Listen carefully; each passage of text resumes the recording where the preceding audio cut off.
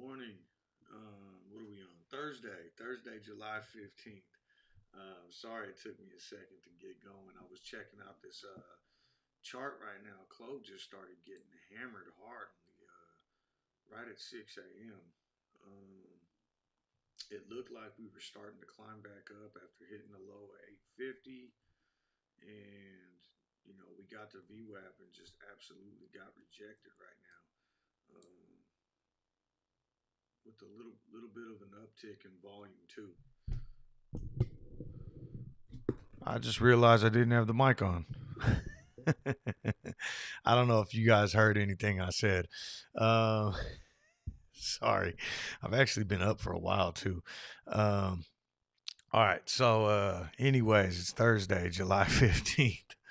And like I said, like I was saying, sorry it took me a while. I was just checking out this candle. Clove was getting hit hard right at 6 a.m.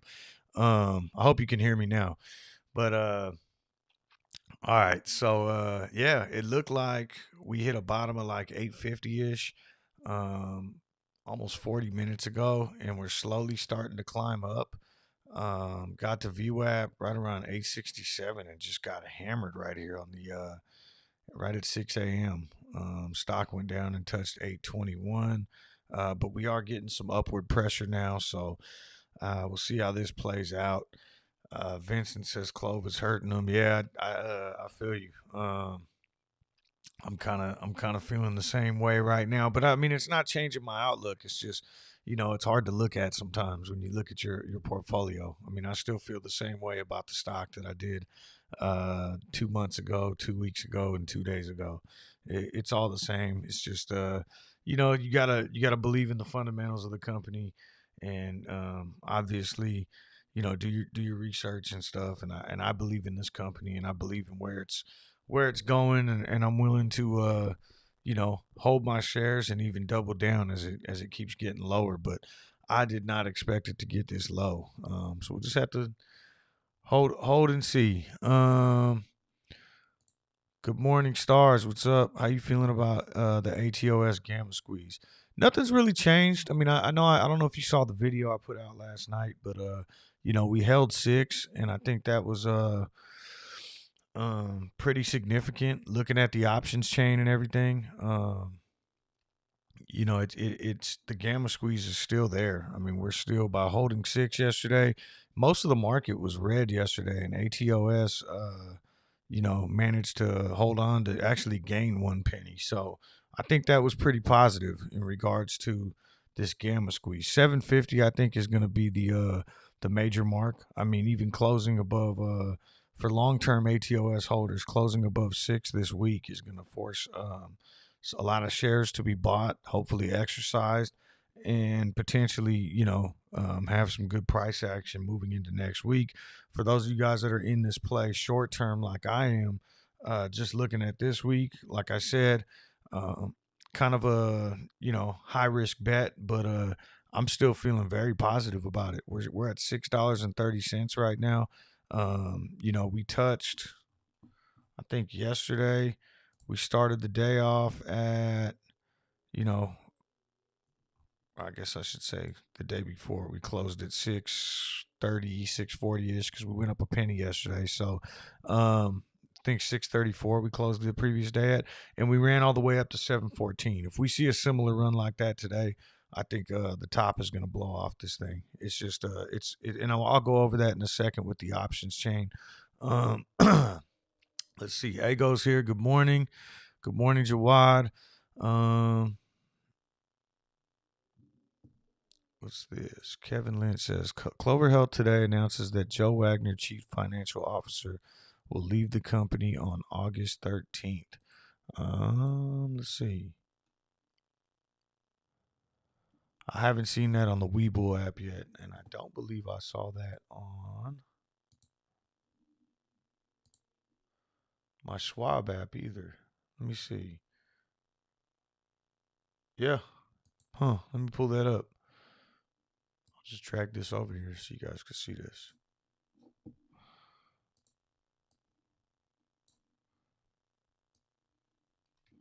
Usually get more up to date news from my Charles Schwab app, but what do we got? We have a couple news articles that just came out. So, um,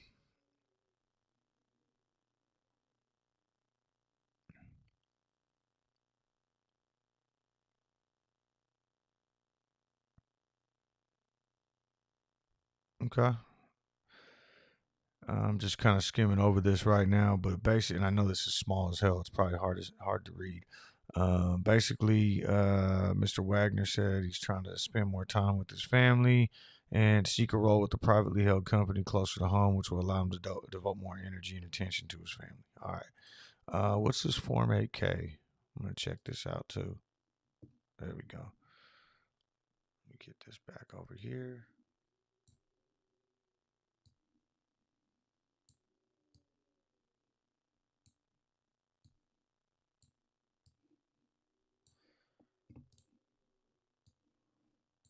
Oh, here we go. Here's a bigger version of it. So, Clover Health today announced that Joe Wagner's CFO will be leaving the company on August 13th for personal reasons described below. Mark Herbers of leading global consulting firm Alex Partners will serve as interim CFO until a permanent CFO is hired. Um,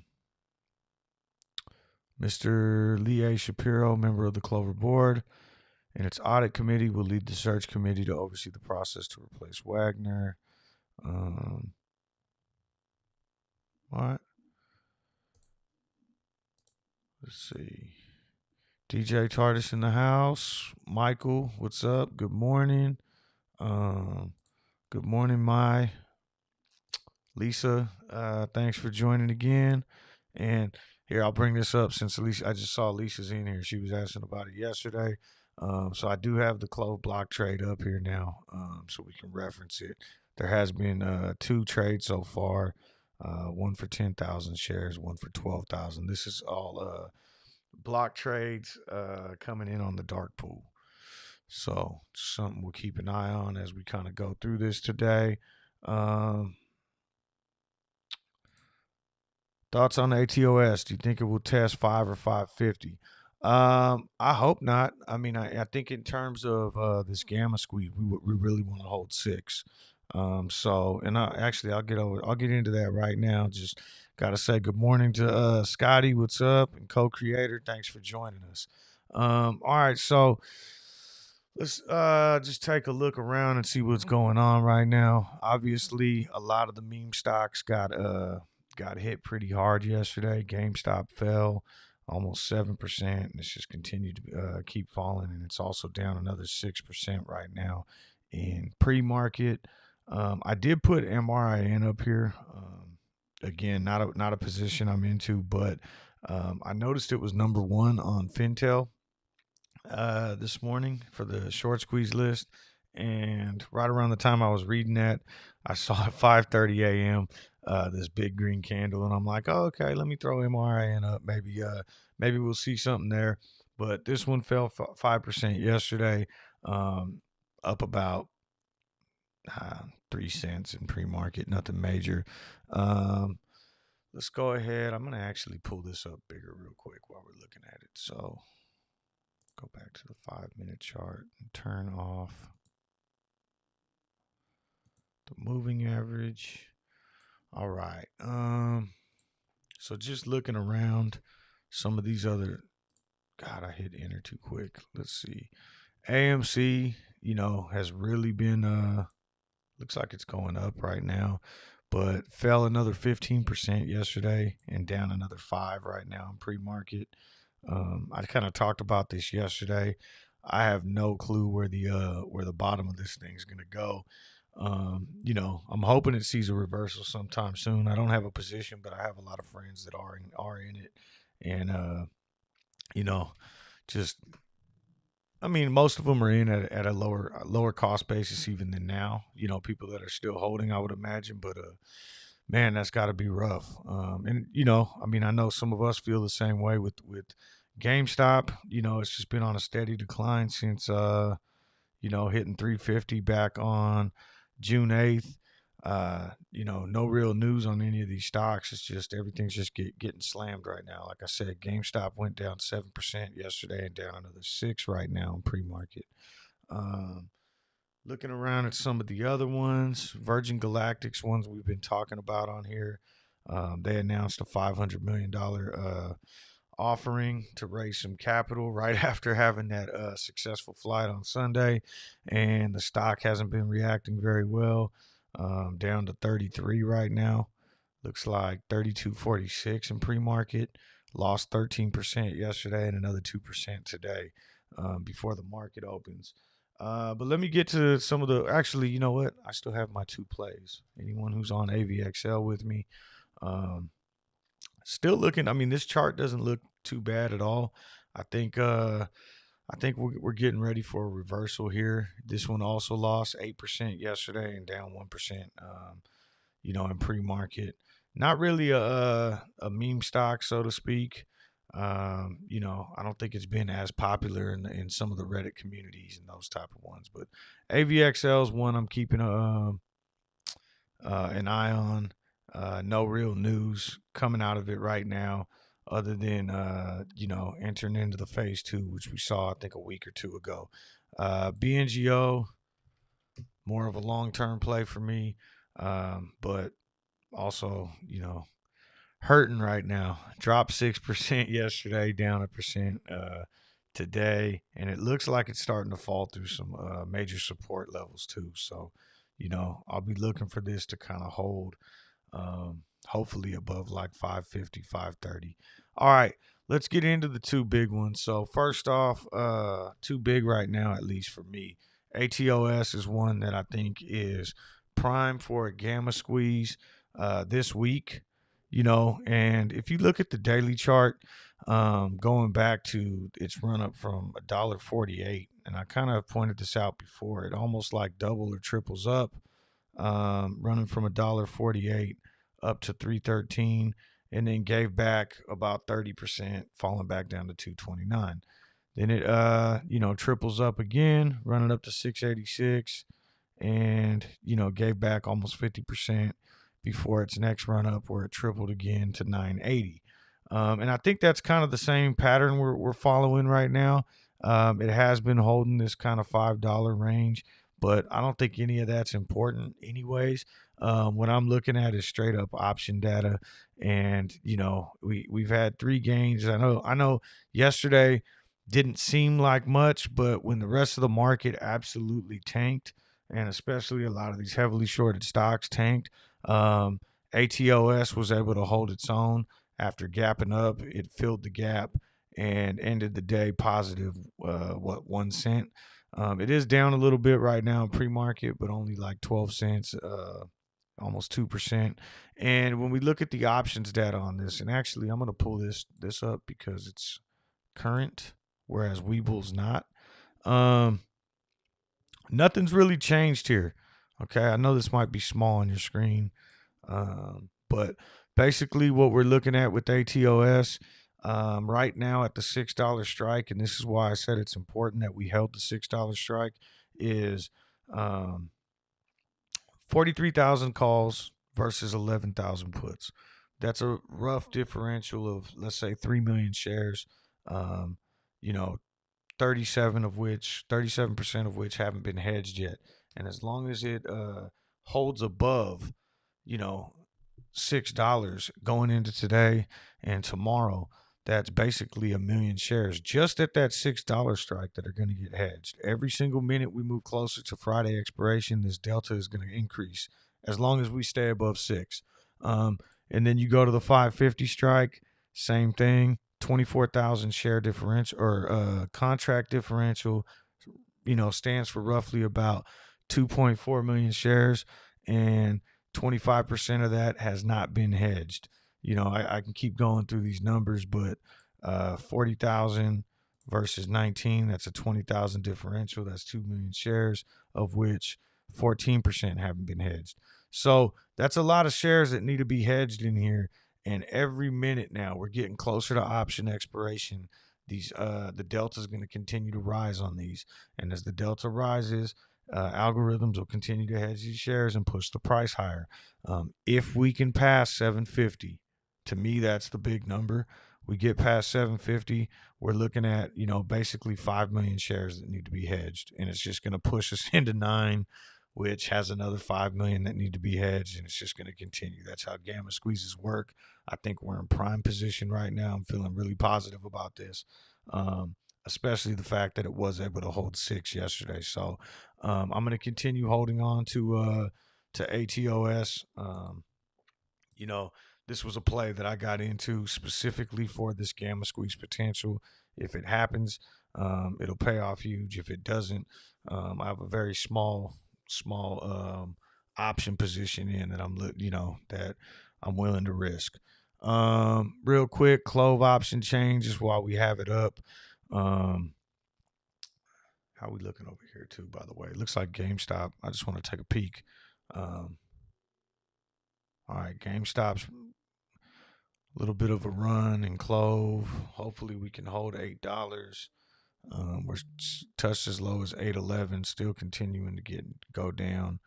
ATOS at 626. All right, let me get back to this real quick.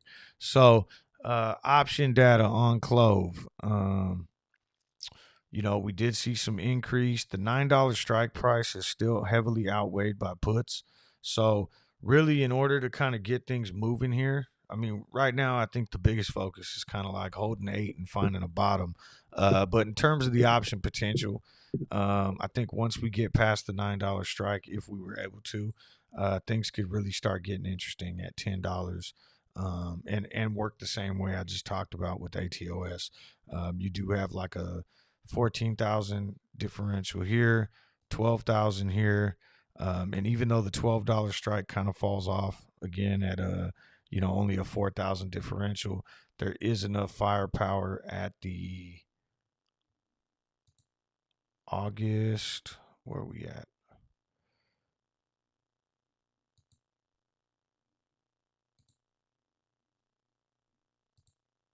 There we go. August 20th, we have at the 1250 strike a 16,000 differential.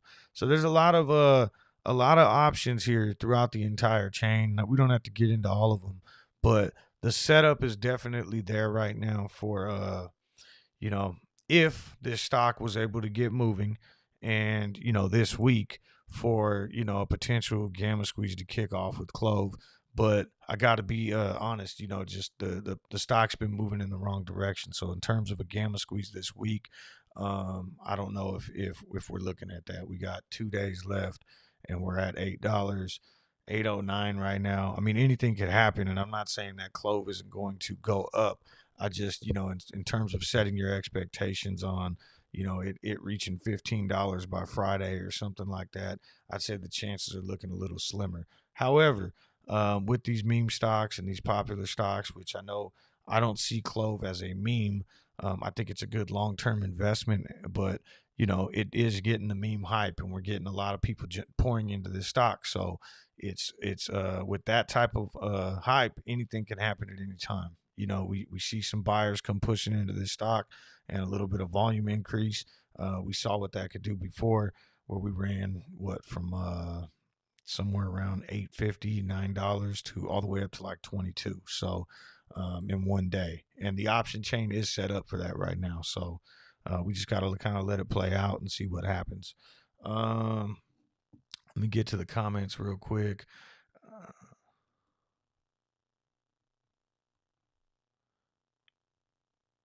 Good morning. Good morning. D Worm says he still has hope. Let's see what happens. Do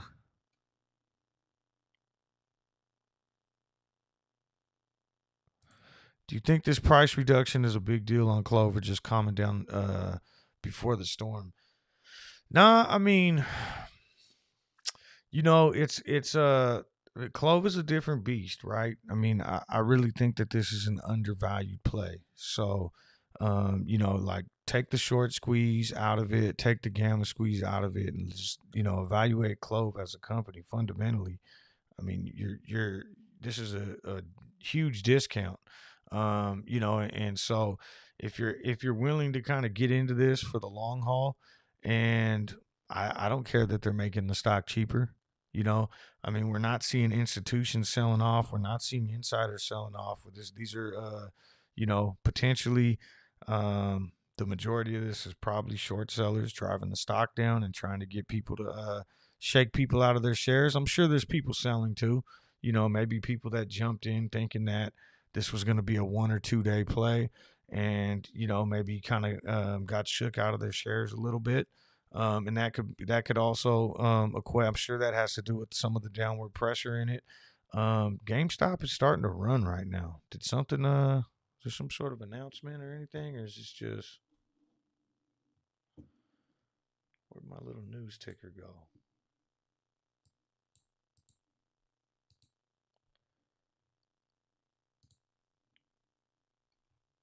Nah, nothing.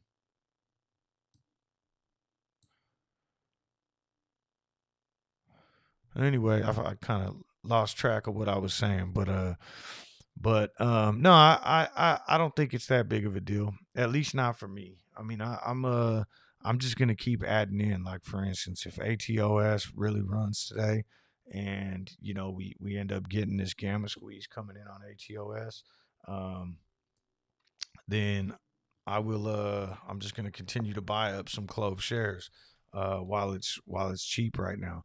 AMC's running too, same time. So seems like right at 6 o'clock, which I don't know if this has anything to do with it. I know that's when Robinhood users are allowed to trade. This could be kind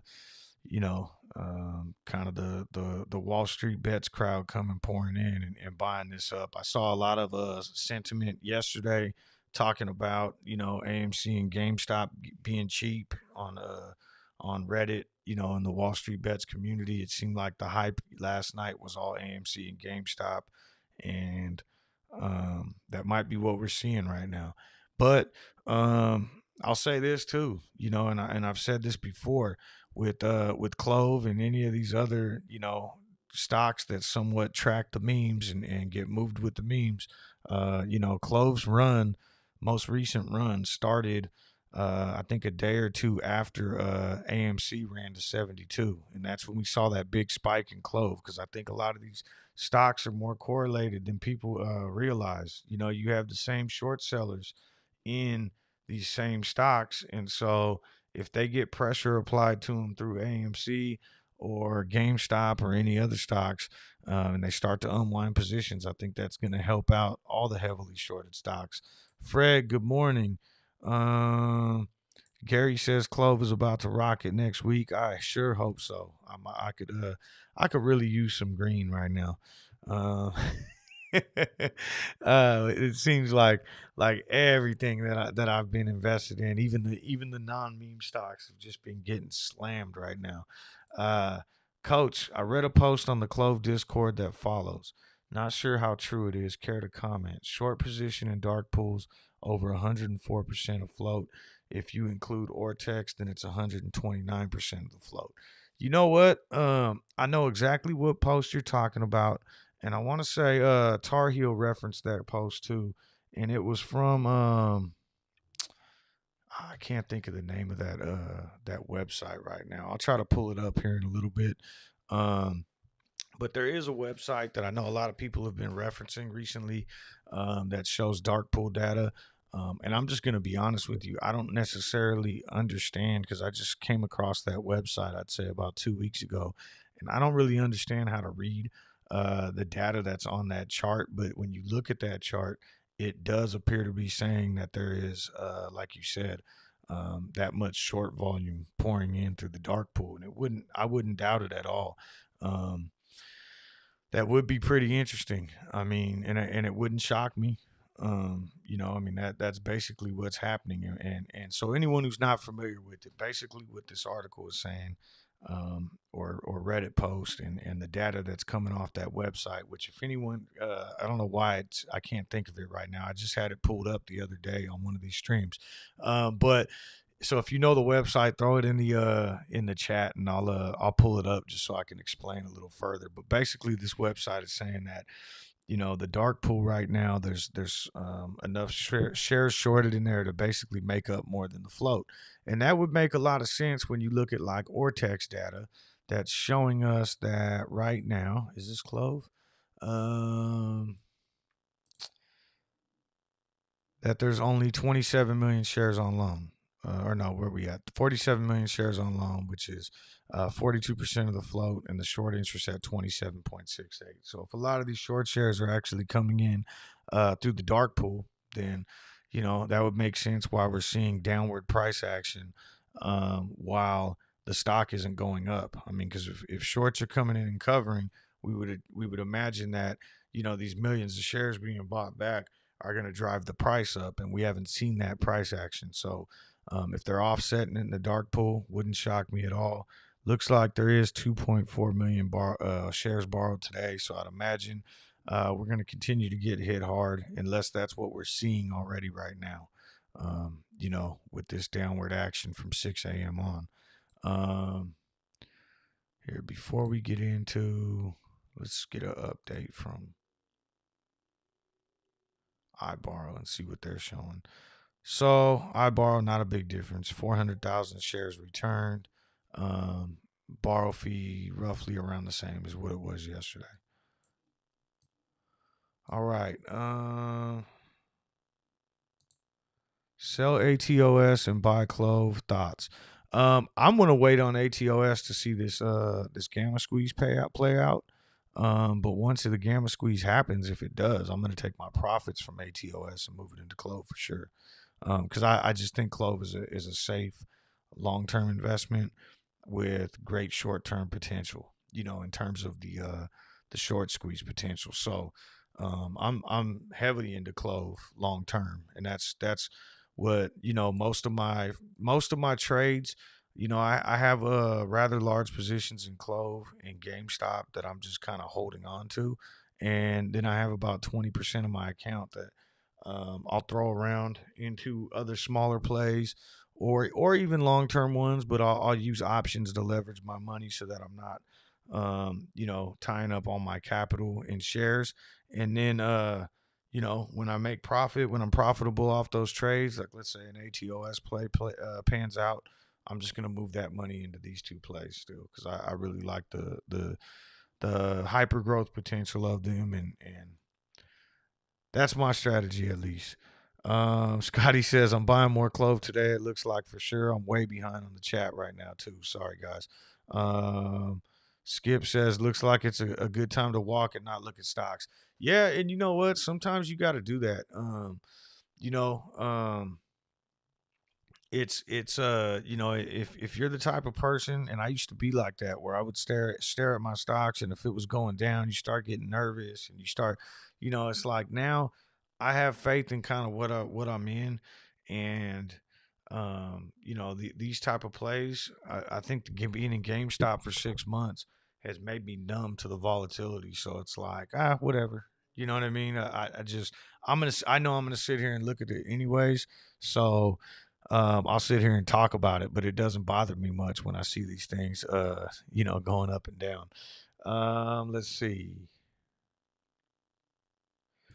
Clove, why no rally off the news on the Medicare expansion? I mean, Clove has had nothing but positive catalysts in the recent weeks and months, and we haven't seen real rallies off a lot of these things, and it's not just Clove. I mean, if you look at GameStop, as in comparison, since June 9th, has had all kinds of um, catalyst, announcements with new executives being hired, chairman of the board voted in, opening a new facility. I mean, there was a ton of great positive catalysts from GameStop, and same thing. It's just um, kept getting knocked into the ground. So these are highly manipulated stocks. Plus, the Medicare expansion hasn't been approved, right? So, I mean, that still has to go through a process, but I think it's more forecasting what could be coming in the future. Um, you think this won't go as low as 6? I don't know which stock you're talking about. If you're talking about ATOS, I think it yesterday it had major support at $6. And I'll be looking for it to kind of hold that support line in order to keep this gamma squeeze going. In terms of Clove, I have no idea. I'd like to say it's not, but I mean, 2 weeks ago I was thinking that we had a nice base forming around 12. and then 10. So, it's really hard to do technical analysis on these kind of meme stocks, these popular stocks, and these highly volatile stocks. They just, I mean, you could sit there and draw lines and do everything, and it's sometimes it works, and a lot of times I've found it doesn't. So I have no idea where the bottom is right now. But I know if it keeps going cheaper, one of these other plays I'm in eventually will pay off, and I'll be able to just keep adding on and buying the dip. Um, Co-creator wants to load more dry powder. Man, co-creator, you I feel like every day you're buying that dip, but good for you, man. If you got it, you might as well. Um, let's see. Do puts outweighing the calls? I'm assuming make it impossible to go above 9. No, not at all. I mean, it's just I think that's where the market maker is going to want to pin it to, right? They want to keep it somewhere around 9. That way they could, kind of win on both sides. But I don't necessarily think it's not impossible. I mean, um, I'll use AMC as a perfect example. You know, AMC, like, we talk about Max Payne and everything, right? And I think a couple weeks ago we had looked up the Max Payne on AMC, and from that standpoint, where the calls start out weighing puts and all that, I think AMC's price was like $30, you know, and at the time the stock was trading at like 60. So it doesn't always work out that way. It's just that's where you're going to see the most pressure because they don't want to lose control of the stock. So they're going to try their hardest to keep this stock around $9 going into tomorrow. Speaking of Clove, with the and even with the in regards to like an ATOS, just to get further into it, like, so if you look at a stock like ATOS, and this is why I think there's major potential for this gamma squeeze. Um, puts are outweighing the ask at $1.50.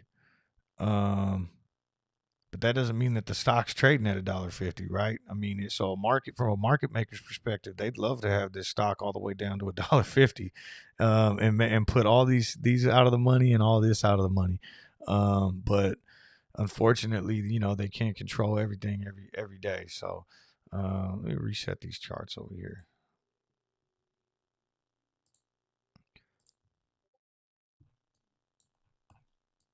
just because I know we'll probably be talking options at some point later on today.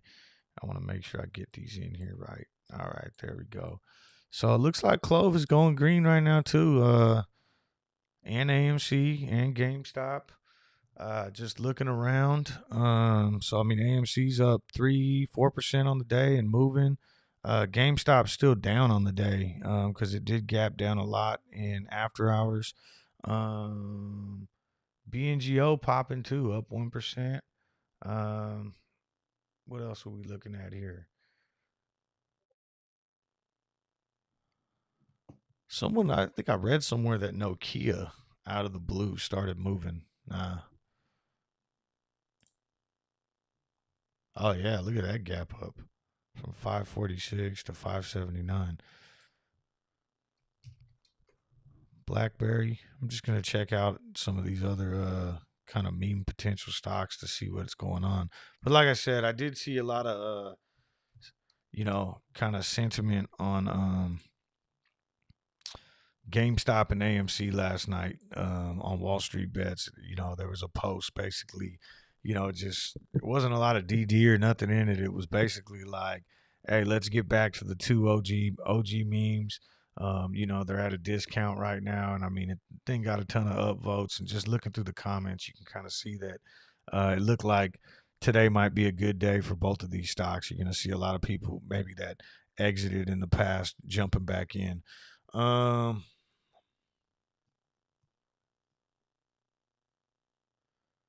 Let's see here.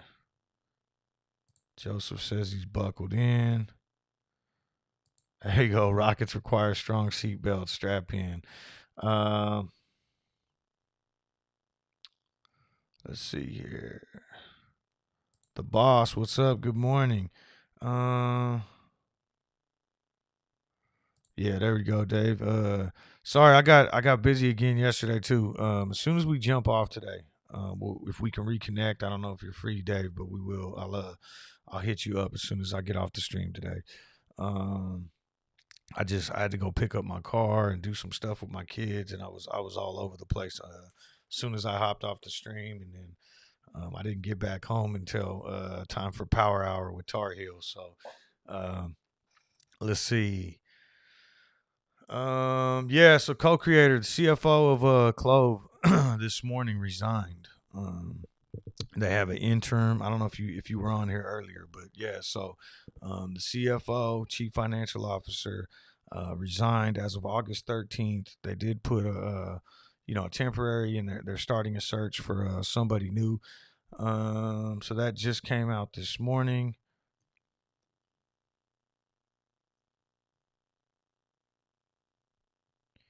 Let's see. I'm just gonna throw this up there. So a short squeeze is literally impossible now. They can cover their whole short position for like $3. Stop being delusional, emotional traders. Cut the losses. I disagree with you wholeheartedly. This stock. This isn't a $3-4 stock. To me, this is a $20 to $30 stock, and I can care less about the short squeeze. The short squeeze would be absolutely amazing, but I think that buying this stock right now at $8.50 is a steal for its long term potential. Do some research. Go online. You know, do your own research into this stock and see where it should be valued at right now. And I mean, shit, J.P. Morgan just downgraded the stock to $9. So even if you believe that horse shit that just came out, it's trading at 8.50 right now. So you can make 50 cents just on J.P. Morgan's analysis. So it is what it is. All right. Let's see here.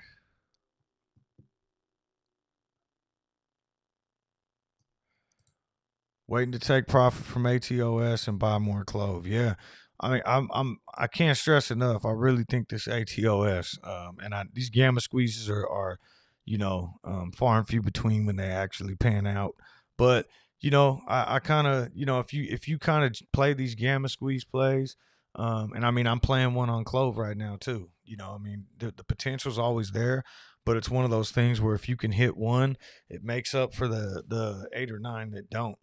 You know, and so like I'm long term on Clove, right? But because the potential exists for a gamma squeeze this week on Clove earlier this week, I did buy some some out of the money options, um, for pennies. But just to get in on a Clove gamma squeeze, if it happens, it's going to leverage my position a little bit.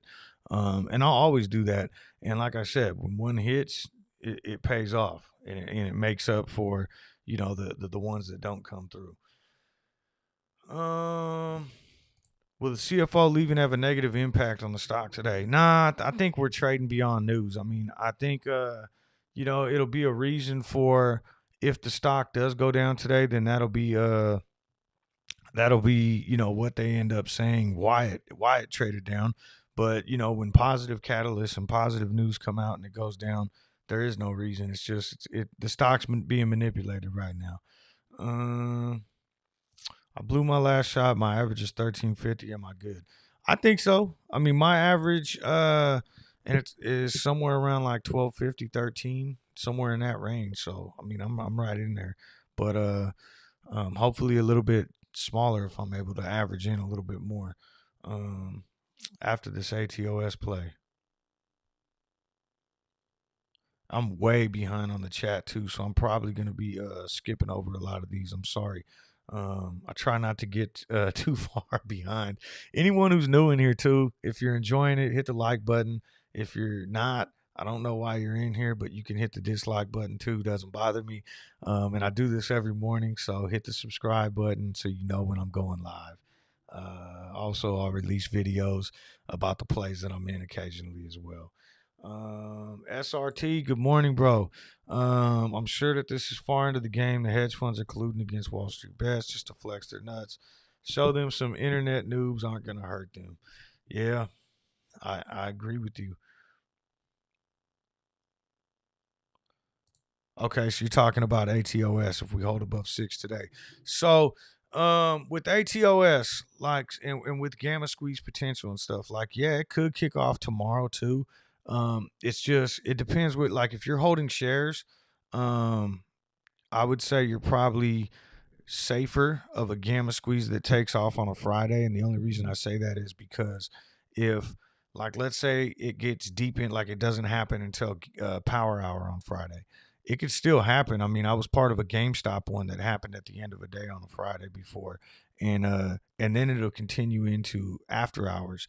If you're holding options like I am, I'd much rather see it tomorrow morning, today or tomorrow morning, because if it happens in after hours, on Friday, I don't get that action. You know, my options have already expired. So, um, I mean, I guess I could still exercise at that point and then sell. So there's some other choices I could make to kind of profit off it, but it depends. If you're in on options, you want this thing to happen today or tomorrow morning. But yeah, we hold above 6. We're still, every single minute that passes. Like the last time I showed you, I think we were at, and I'll pull this up one more time. We were at a 0.63 delta at the $6 strike. I would imagine that's higher now. Um, oh, it's at 0.61. Are we trading lower? Oh yeah, we were up here. So, you know, but that delta is going to continue to increase as the day goes on. Just every hour that goes by, every minute that goes by, the delta, at the $6 strike and everything below it will continue to go up. Um,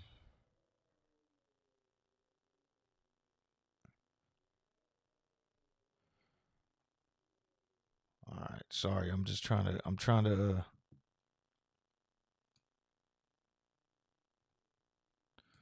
target short sellers, what's up? Also, I always forget, I get kind of, but go subscribe to Target Short Sellers if you're following Clove right now. He's putting out some great information.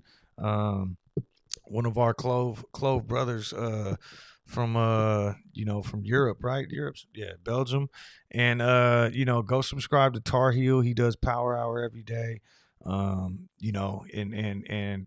subscribe to Sean Stocks, subscribe to Dutch Trades. All these guys are covering Clove and doing a really good job. And Al Trade. Sorry, Al, if you're watching. Didn't mean to leave you out of that. And also, while I'm here, I was waiting until I caught up with the comments, but Target Short Sellers just reminded me. So, the Clove subreddit, make sure you go subscribe to that, follow them on Twitter, and they also tweeted out yesterday some kind of exciting news. So, they're doing an official Clover Health AMA. If you go on the subreddit, you can actually, and I'll put the link to this post in the chat too right now if anyone wants to click on it. But if you have any questions about Clove that you'd like to ask Andrew Toy and possibly Vivek Garpali, they're going to answer these questions in a video format. So they're going to take the questions that the Clove subreddit mods submit to them and make a video putting that out there. So here, I'll click on this real quick, and here's the actual post in the Clove subreddit. And now I'm going to lose my place in the chat though, but I know I can come right back to where Target Short Sellers was and continue getting through the chat real quick. All right, here we go. Let's see. Patrick, good morning. Says Clove's getting a boost. Yeah, it looks like everything's kind of moving up a little right now. I mean, we're still down on the day, even though these candles look green, because we gapped down a little. Same thing with GameStop. I mean, we got 4 green candles in a row, looking nice, but still down 1%. But definitely moving in the right direction. AMC probably looks the strongest right now out of all of them, up 5% on the day. Um, let's see here.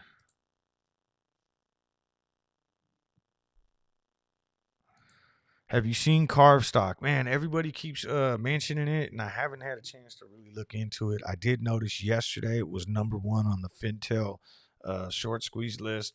Today, I think MRIM was number one on that list, though. And oh, the next comment, Target Short Sale says MRIM is bleeding. Yeah, I saw it get some movement in pre-market, and I actually, when I started the show today, I had it down here in the corner in this fourth quadrant down here because I was thinking that might be an exciting one to watch. But it doesn't look like it. It's down 15%. Um, yeah, everybody. Star says, hit that like button, grow the channel. Absolutely, and thank you for that. I really appreciate it. Um, I really, absolutely. I mean, if you hit the subscribe button, hit the like button, I think that helps in terms of driving traffic into the into the channel, and I really appreciate the support, everybody. I mean, it's just kind of shocking, honestly, because I mean, I just started this channel about, well, I guess it has been a while now, in April, but I just started live streaming like last month, and that's when things really started taking off, and I'm over 1,000 subscribers now, which does mean I get to monetize. I'm not sure what that means.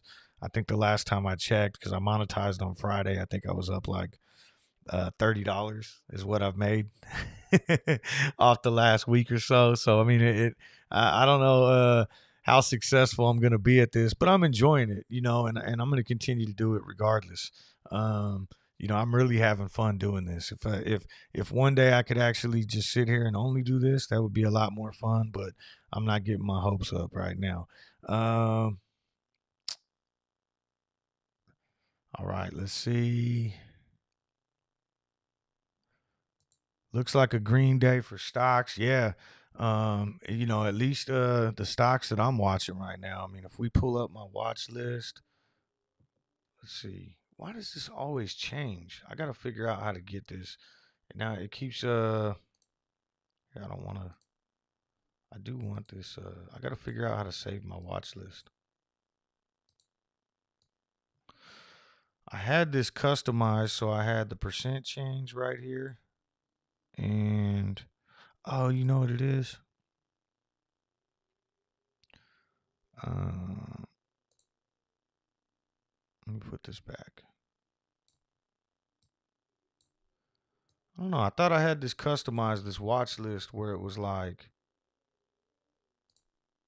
there we go. That's the way I wanted it. Um, yeah. So I mean, AMC's up, ATOS is up, BNGO's even up, Clove and GameStop. Even though we're looking green right now, we're not necessarily up yet, and Space is up. So let's see what happens. Um, there we go, co-creator. The more likes, the more YouTube recommends a video. All right. Tent World, what's up? Good morning. Um, Crypto Cellos holding 35,000 shares. Man, I'm jealous. I want 35,000 shares. I need to get to that point. Um, let's see here.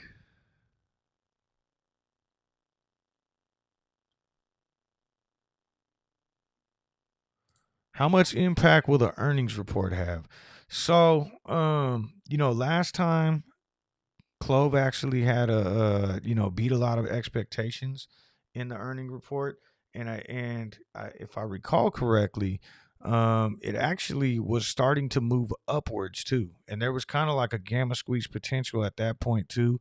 That the company actually moved their earnings up to a Monday morning when it was originally supposed to report a little bit later, and they beat expectations, and then that's when Hindenburg released another hit piece like right after the earnings call, and so earnings didn't have any impact at all. But I would imagine that if earnings are successful and they're able to show a little bit more of their expansion, things will probably be on the uptick. That could be a catalyst in itself. Um,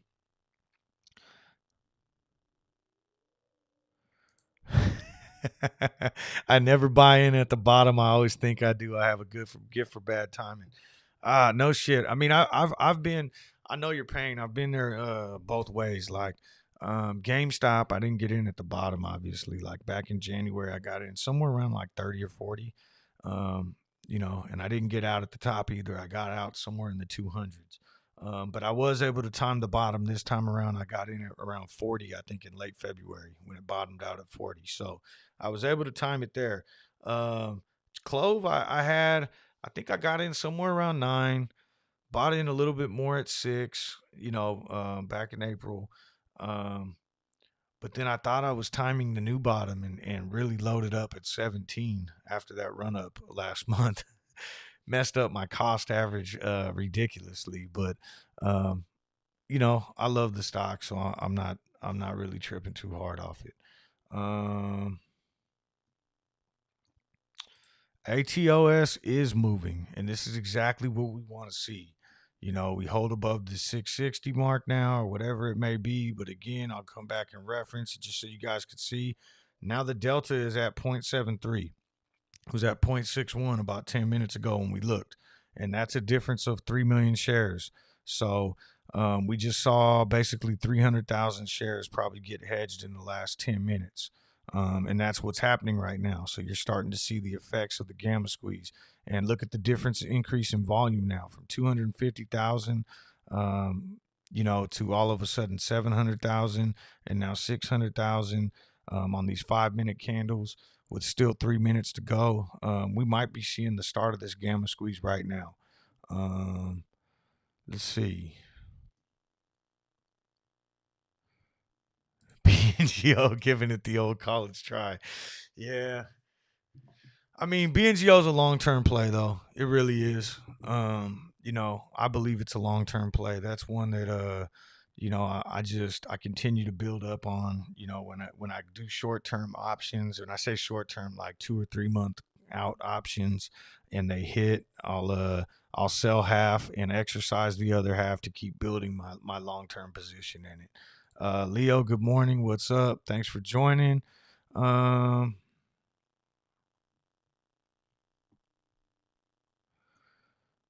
Dave says the open has been a joke over the last few weeks. Doing anything at the open based on pre-market is BS. News is a big mistake. Uh, Channel's helping to keep our fingers off the sell button. Well, I hope so. I don't want to give anyone, obviously this isn't financial advice, but if it helps calm nerves or even just, you have fun listening while you're driving to work or whatever it is, I appreciate people coming in here and just watching these stocks with me. And for anyone new, this one down here in the bottom right corner is reserved for whatever the hell you guys want me to put it on. Okay, so I have it up on AMC right now because I noticed AMC and GameStop were moving, but my positions are Clove and GameStop, and also right now I'm in on this ATOS gamma squeeze. So I could move this AMC one if there's something else anyone wants me to put up here and talk about. Um, all right, Maya asked me to check the delta. I already did. I think that this is a late comment. I'm late at looking at it.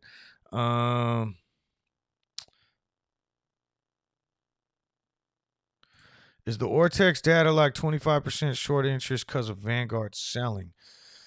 No, I don't think so. I think the Ortex data, the difference in short interest is because of they're showing a return of shares, and we kind of talked about that. There was a interesting post on the Clove subreddit that's showing a huge amount of short data in the dark pool, and so if that's true, I guess what could be happening is you're getting shares returned on the market, but then they're offsetting that by reshorting in the dark pools, I guess is the theory there. But that's basically why Ortex data would be changing, is because of shares being returned. So the way Ortex works, let's see, like as of today, they're showing that there's 42 million shares on loan, or that's percentage, 47 million shares on loan. And then you look down here, this is kind of the live update. 700,000 have been returned so far today, 3.2 million borrowed. So that borrow right there, the 2.5 million that have been borrowed today, along with these cost to borrow changes and some other things that they have, changed the short interest. So like as of right this very moment, Ortex is now showing a 0.5% increase in short interest, which gets us to 27 plus 5. That puts it back around 32, 33. Um, live short interest. So that's kind of how it works. Fluffer says, I love BNGO. Me too. And AVXL is another one that I've been, kind of. Right now, I just have a very small options position in AVXL, but that's one that I want to start building into. Really like what they're doing right now as a company too.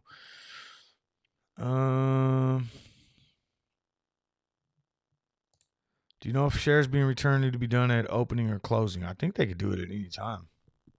I really do. I think if you borrow shares, you can give them back, and if you borrow shares, you don't even have to use them. So a lot of times, think about it this way: if I have the money too, and I could locate the shares, let's just say like I borrow desk for instance. So Interactive Brokers right now has 3.6 million shares available. So if I want to pay this borrow fee and I want to short Clove, I can go in and borrow 1 million shares from them. And I mean I have to pay that borrow fee, so I would imagine it'd be better to use them. But I don't think they necessarily will short 1 million shares into the market all at once. Like if you look at level 2 data over here, you could see these like strategic sell walls, like maybe 8,000 at 880, and then you'll see another 5,000 at 892. So they'll put some of those in there to like block, upward momentum. And then, they maybe will take other sets of them like 10,000 shares, 20,000 shares, and just sell those downward into the market to create downward pressure too. So they'll borrow that million and imagine it just like a case of ammo. And then they'll just start firing it off, at will. And then they may not, if they're able to kind of fire that into the stock and get the stock to drive down a little and then people start selling, now that's going to amplify and make the stock go down more. And now instead of using that whole 1 million shares that they borrowed, they'll just buy back for a profit, buy back what they already shorted, take their profit, go return the shares. So I mean that's kind of how I think it works for the most part. Clove's about to turn green. Must be dreaming. I know we're right there too. We're off by like 3 pennies of being positive for the day. GameStop just went green on the day, up 88 cents, which is nothing for GameStop. I mean, you need with a stock this big, we need like $5 movement, $10 movement to really make a difference. AMC again, the big winner right now, up 8%. ATOS looking strong. Got up to 670. We're kind of holding right now. And this is just going to continue to put pressure and get those algorithms clicking.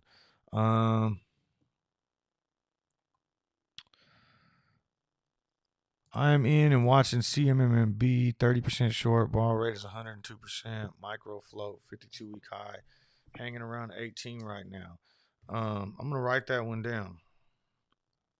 I'm always looking for, new plays to kind of throw a little money at and try to increase my capital so I can get into these long-term ones with a average down on my long-term ones. Let's see here.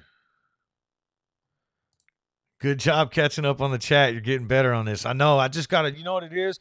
I find one thing on the chat, and then like I start talking about it, and then I start looking over here and clicking around and doing all this stuff, and next thing I know, like the chat's just buried.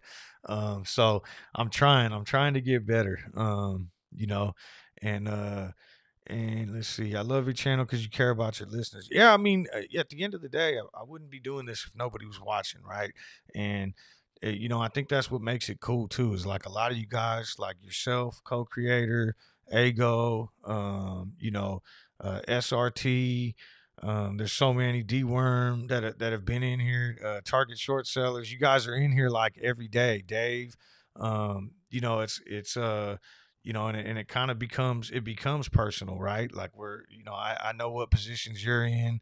I know like Lisa popped in. She just said something in the chat, and she popped in today. And I knew that yesterday she was asking about the block trade indicator, and so I'm gonna throw that up for her right now. Looks like there is a lot more dark pool. Yeah, earlier when we checked, I think we were only like at like 4 transactions on the dark pool, and we are starting to see a ton. Mostly in like this 10,000 to 14,000 range, but there was some big ones too. 467,000 block trade. Doesn't show what times these took place, but you can kind of gauge it based off the prices. But I mean, this is just insane to be seeing this much volume in the dark pool. 49,000 right here, another big trade for 846. So yeah. Yeah, Michael. I'm sorry. I know I'm probably forgetting a lot of people. I'm just you know, Scotty, everybody. But yeah, there's so many people that have been coming in daily, and I really appreciate it. And a lot of you guys have been here almost since like that first week that I was streaming. And obviously it's growing a little bit, and I'm very humbled by it, and I appreciate it. And then there's a lot of people that I know, like even like close friends of mine that tell me they listen every day on the way to work. They don't actually like jump in on the chat and everything just because they're driving or whatever. And so, I mean, it's fun. There's other people like I'll get off and then they're texting me like, hey, when you were talking about this, so I know they're out there listening, and it's just a way for us to kind of sit here and watch these stocks together. And while it's always fun to do this on a green day, which looks like today may be, it makes it easier on the red days to be able to sit here and talk about other stuff that's coming up in the chat, you know, like Scotty going to Disney World, or you know what I mean, anything that may be going on. So definitely appreciate everybody coming in here for sure. And if you're new to the channel, again, hit the subscribe button. I do this every morning.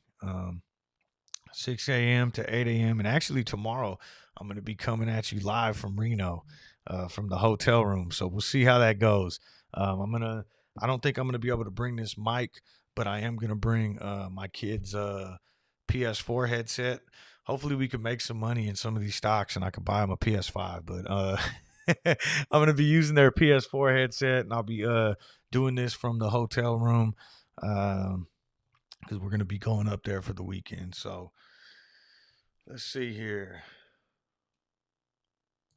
I love the chat family as much as the channel. The Clove family is growing and growing. Absolutely. Got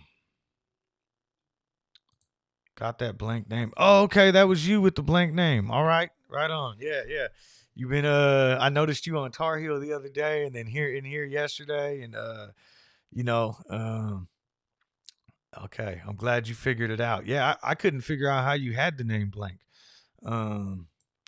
Let's see. Michael says Clove Nation strong. Yeah. And the Clove, kind of it's building a lot. Like, I mean, just looking right now. Let me click on the subreddit. Now I want to find some information out, and I can't figure it out.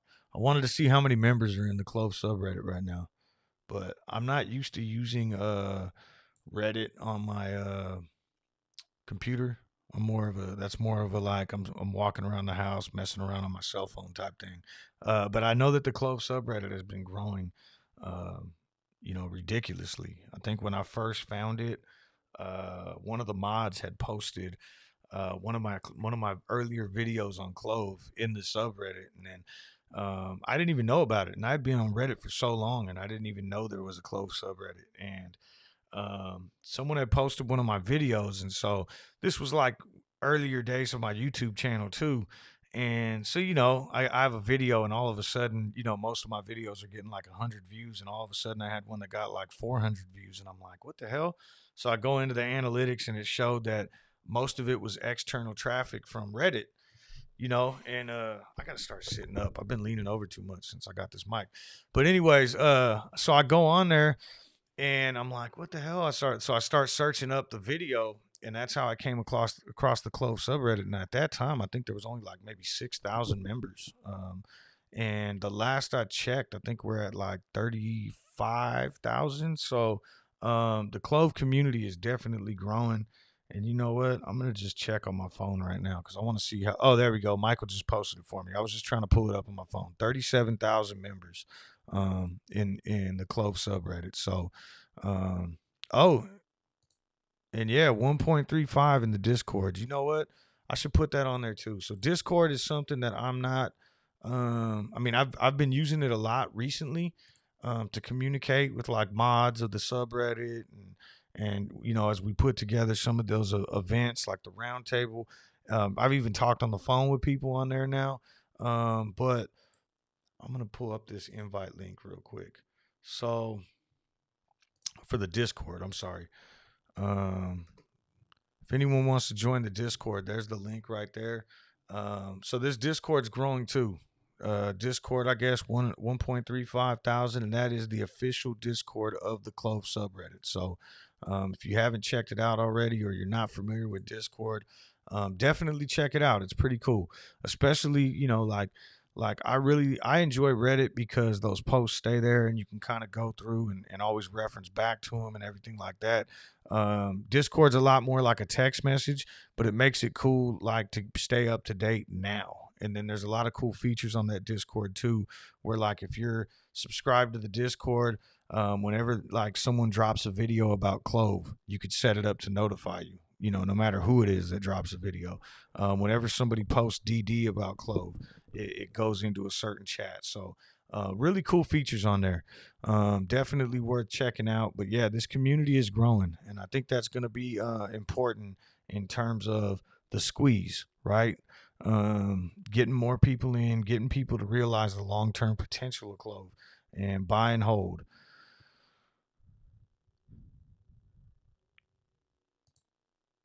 Shame in a way that I'm in this time zone. Usually have to leave at this time to pick the kids up from school. Miss lots of trades while running around.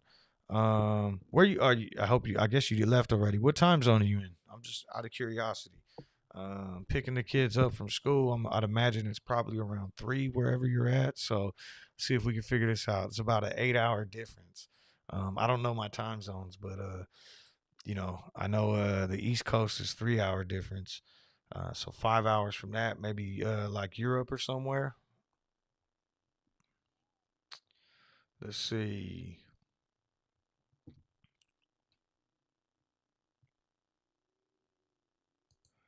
SPAC UPH looks very similar to Clove. Appears. I'll write that one down too.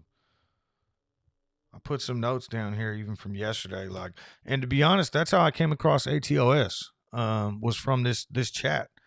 You know, people were talking about it. Like, hey, check this one out. And so I'm always, you guys got stocks you want me to look into, and then when I jump offline, okay, you're in the UK. That's what I figured based off the time zone. You had to be somewhere out there. Um, but yeah, so people throw up you know, different tickers out there, and you know, I've someone threw out the you know, the ATOS one, and then I did my own research later on that day, and saw this gamma squeeze potential, and you know, hopefully it pans out. I actually did some I've been kind of doing a deeper dive into the ATOS subreddit. They have one as well. And this stock does look pretty promising long term as well. I know they're looking at breast cancer research, and seems like they have a lot of positive catalysts coming up even after this week's expiration. But again, right now, you know, I'm just in for the gamma squeeze at this point. You know, I expire tomorrow with the gamma squeeze, so we'll see what happens. Scambra, hello from Russia. What's up? Hey, that's the other thing that's amazing. You know, like I know I've talked about this before, but you know, it's like I just started this channel and I just started live streaming. You know, this is all within the last, God, probably 3 months or so that I've been doing this channel, maybe 4. And then to even have people in here from the UK, from Russia, from Belgium, and just like from all over the place. Um, it's a little crazy. Um, let's see. ATOS looking a little indecisive. You know what? Yeah, I'm gonna check the Ortex on that too, because I'd imagine we're hitting a shorting right now too, just because of, this is a highly shorted stock, and when you run into these gamma squeeze potentials, they're going to really unload whatever the hell they can to try to prevent it from happening. So, but I think this one might be out of their hands by now. There's just so much open interest in the money right now. Yeah, difference of 1.5 million borrowed today, increase of about 5% short interest, and so yeah, something to keep an eye on. Um, but yeah, I mean, with ATOS, I just think that there's so much open interest already deep in the money that, like I said, every minute that goes by, you're going to just continue to see, like, I think it was 0.71 a little while ago. Now it's 0.72. Now it's 0.73, just as I'm sitting here talking about it. But think about it this way. Every time it ticks up, 1 percentage point, we're talking 3 million shares. So that's another 30,000 shares that need to be hedged, right? And it's just going to, and that's just, I'm just talking about the six right now. You still have 2 million shares here. So again, every time this ticks up 1 percentage point, that's 20,000 shares. So it's and that this all happens in tandem, right? So you get to the $5 strike, that's another 2 million shares. So every time it ticks up on the delta here, we're getting more algorithmic buys going into this stock that are going to continue pushing it up. All right, let's see.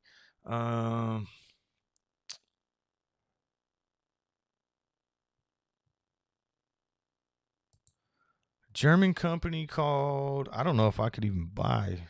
Sometimes I try to look up some of these other stocks, and I gotta like go through different brokers, but I'll check into it. Almost 9 million volume on Clove. Right on. Thank you for keeping me on a swivel too, because I haven't looked at the volume yet today. Where are we at? I haven't even been paying attention. I did have volume up here. Yeah, there we go. 8.8 million. Um, I thought I had this pulled up the other day, but I guess not. All right, so there we go.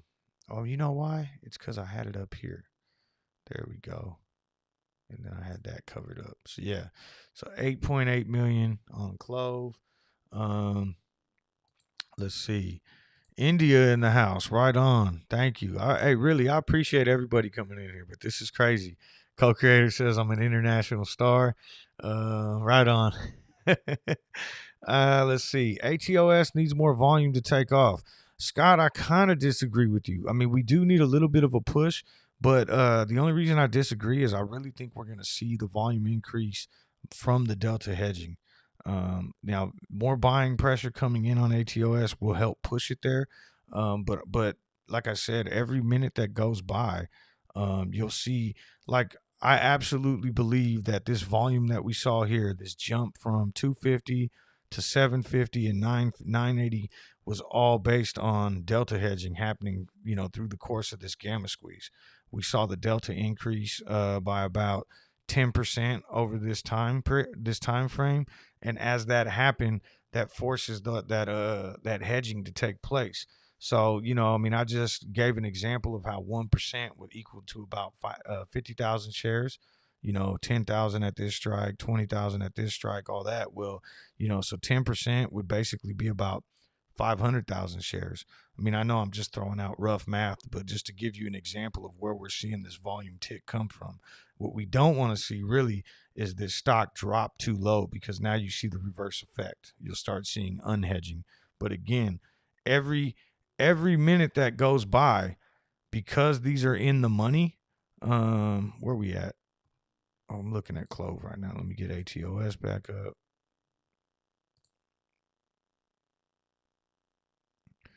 There we go. Geez, this thing is, where are we at? There we go.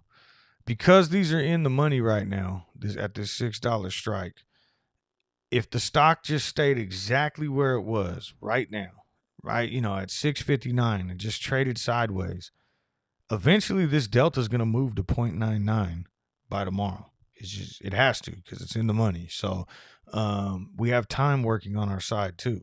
You know, it's not like Clove where Clove where we need to get to a certain point to get those options in the money. I mean, basically everything from the $2 strike to the $6 strike is heavily outweighed, like 90% to 10% calls versus puts. I mean, this is just an absolutely insane scenario that we're seeing right now on there we go. I couldn't figure out how to get that out of the way. Yeah, my computer's starting to trip. All right. As long as the stream's still working, we're all good. Let's see here. Seems to be a correlation between Clove fire sales and the day before my yeah, you know, and then it just entices you to buy more. I got you. I got you. Let's see. Scotty's loading up on those Clove dips. Right on, Scotty.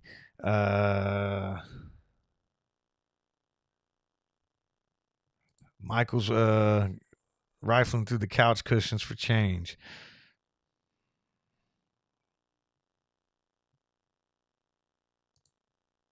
All right. Ago says ATOS is tracking Clove's gamma squeeze on June 8th. You know what? You know, I don't even know how to do that on here on Webull. I was gonna say let's go back and look at the 5 minute chart on Clove from June 8th, but I could do it on my Thinkorswim app. I don't know how to do it on Webull yet.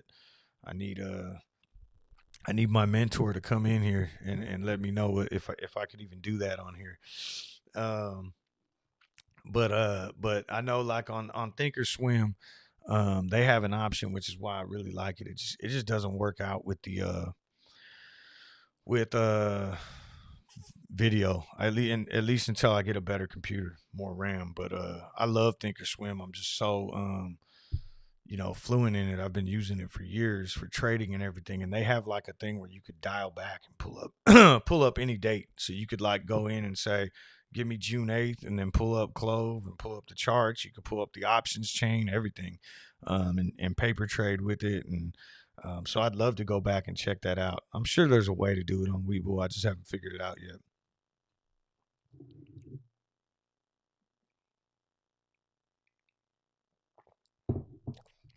Just looking around the market, it seems like GameStop hit 172 and started kind of trading downwards. It's looking to hold VWAP currently at 166.83. AMC again, the big winner right now, up almost 10%. Still going up. It's at 36.86 right now. Hit a high of around 37.42 at one point. Where we at? Clove hit a high at 873. Currently battling for VWAP, trading at 845. No major resistance until 864. So we'll see. We got a minute left in this candle. See where it closes at. ATOS kind of the same thing. We hit a high at 670, and now we're battling for VWAP. Currently trading at 648. Up 2% on the day. As I look around, BNGO kind of did the same thing too. It seems like everything is somewhat BNGO hit a high earlier. I can't see that because of 615, and it's currently trading at 6, up 5% on the day. And the S&P 500 just had a big red candle 5 minutes ago too. So that might be where we're seeing some of this dip coming in from. This red candle here, red here, and red here. The S&P 500 just took a fairly significant dip from 435.56 to 435, so lost about 56 cents on that last 5 minute candle. And a lot of times that'll play into it. I know I talk about that a lot, even though these stocks don't necessarily track you know, the S&P or whatever. A lot of times I like to look at the SPY. I know some people like to look at the Dow or the Nasdaq or anything, but you know, they're all kind of the same. They just kind of look at the broader market. And so when you see a big, you know, red candle or green candle in one of these index, it'll kind of give you God, I can't even think right now. Uh, give you an idea of what the broader market's doing, and so you see this big red candle, and you look across all these other stocks, and you start to see that was pretty much on point with everything else that's going on. I don't know why I can't think right now. I think I need to slam this coffee. um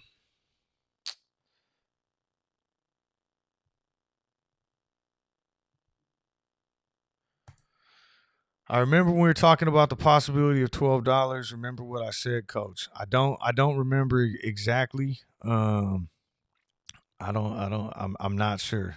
To be perfectly honest. Clove potential, maintenance calls suck. I want more. Let's see. I think we're going to be in for a huge battle tomorrow afternoon in ATOS, shorts versus bulls. I'm hoping it kicks off today. I really am. I think that the potential exists. It's high. The potential for it to happen is higher just from what I've seen. Most of these gamma squeezes that I've seen actually take place on Tuesdays and Wednesdays. And maybe there's nothing to it because I've also seen them happen on Friday. So I guess it could happen any day. I guess selfishly, I want it to happen today because my calls are expiring tomorrow. Um, when there is a mirrored movement of the whole market, is there a reason? Uh, I mean, my speculation is this. Let's just say like something like the S&P 500. So if the S&P 500 goes down, the S&P 500 has, is heavily weighted by, some of these bigger stocks, let's say like a Facebook or a Amazon or something like that, right? So now Amazon and Facebook and some of these other ones are probably in a bunch of other ETFs like the Russell or any of the other, or I guess the ETFs that track the Russell and some of these other ones. And then so if the S&P goes down, those indexes are going to go down, right? And now what's in those indexes? The indexes that track those ones. GameStop might be in there. I know that's in the Russell 1000. So now if that's going down and getting pulled down, well, GameStop also happens to be in a bunch of other ETFs, and then they're pulling down. So I think it has a lot to do with that, in terms of like these drawdowns that we see on a larger scale. And also at the other time, it's kind of like market sentiment, right? So if the broader market is in a sell-off because of some news that happened, the S&P 500 or one of those, you see that big red candle, that might give you an indication that like, okay, people are starting to sell off today, or certain sectors are selling off. Now you go look at an ETF that tracks a certain sector, and most of them are doing good while one is tanking. Then you can kind of see that the stocks in that sector are selling off. But um I think that's somewhat what has to do with it.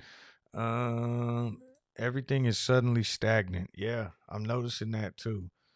We're not getting a lot of upward or downward movement. Maybe a little bit of indecision here. What are your plans for GME? So, it's really, I've talked about this a lot. In terms of, I see GameStop being a really strong growth stock as they pivot. And I say that because, if you look into what the company is doing, Ryan Cohen stepped over from Chewy, um, and then when he came over, he, as an active investor, kind of worked his way onto the board, got rid of a lot of the old board members that I think were, more so baggage. And he started bringing over and hiring all these like great executives from top notch tech companies like your Google, your Amazon, Chewy, all these other companies.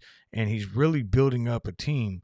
He's got, they're hiring executives with blockchain NFT experience, and they're it's like something's happening there behind the scenes. This isn't going to be the old GameStop where you go in and trade in your game for $2, and get a store credit. They're definitely doing something. And it's been a while since I've actually talked about this, but um I think, if I'm not mistaken, like Chewy basically ate into about like 30 or 40% of the pet industry's market cap. you know. Um, if you look at the gaming industry's market cap, and I'll just pull this up. This is just I just did a Google search right now. The global gaming market is forecast to be worth 256 billion by 2025. Okay. Back in 2019, it was 151 billion. So I mean, if you just take a look at that and think about 256 billion within the next 3 years, the gaming industry, and what Ryan Cohn was able to do at Chewy. I mean, and I mean, Chewy is an absolute competitor with Amazon when it comes to the pet industry. I mean, if anything, they're probably beating Amazon out in that sector, right? In the pet industry. So if he's able to do something to where they're able, and I'm not just talking about online retail sales, but if they're able to come in and eat up a little bit of that market cap, like, 256 billion market cap for the entire gaming market, and let's say they can grab a hold of like 20% of that, that would put them at what, a 50 billion dollar company.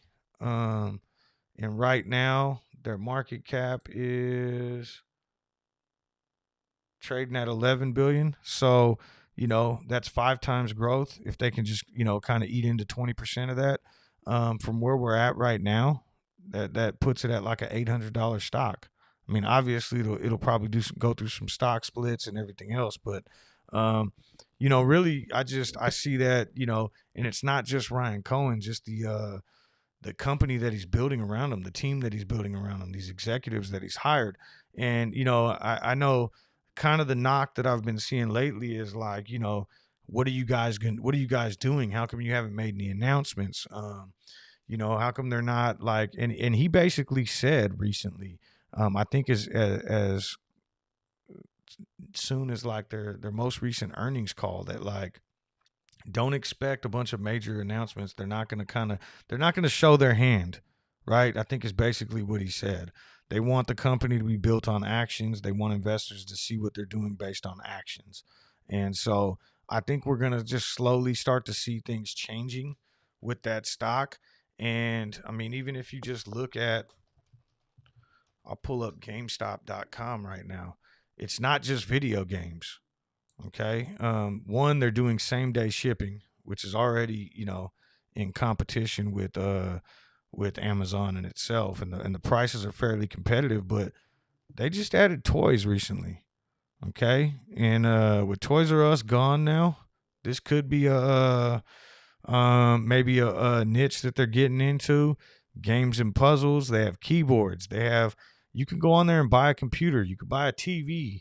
They're getting into collectibles, clothing. So I mean, they're really pivoting and rebuilding and rebranding what they're doing. And I think that it's not just going to be games, but then even in the gaming aspect of it, I mean, there's the potential to get into like esports gaming. And to answer your question, I know I've been rambling for a while. I'm not sure exactly what I'm doing with GameStop, other than just holding for the long term. And then obviously, if there's like a squeeze that comes in between there, I'll exit and probably jump back in once it falls back down. But I don't see it going much lower forever at this point.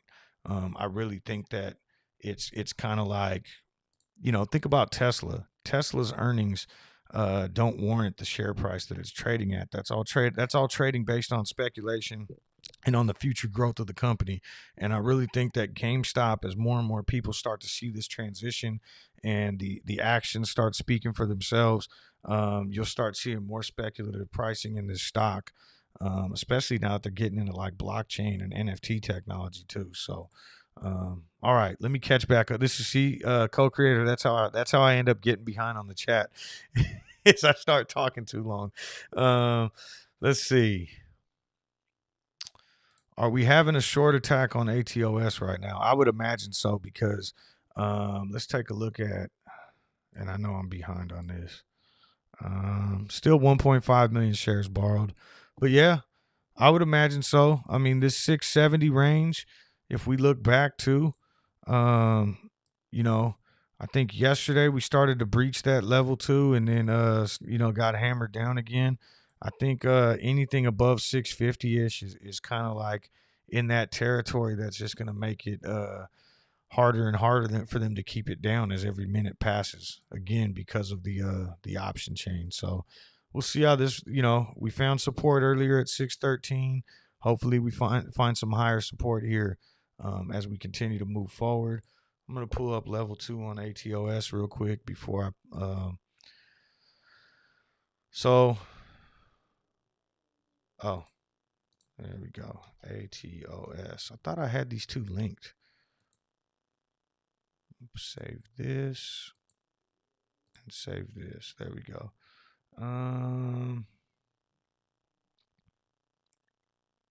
Not a ton of like major support, but maybe at like 620. Let me pull this back up. Clove. There we go. All right.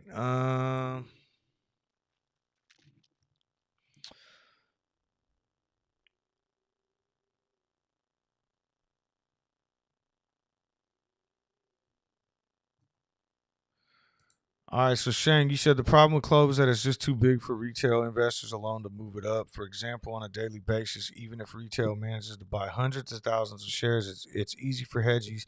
Clove has over 400 million shares. Not true.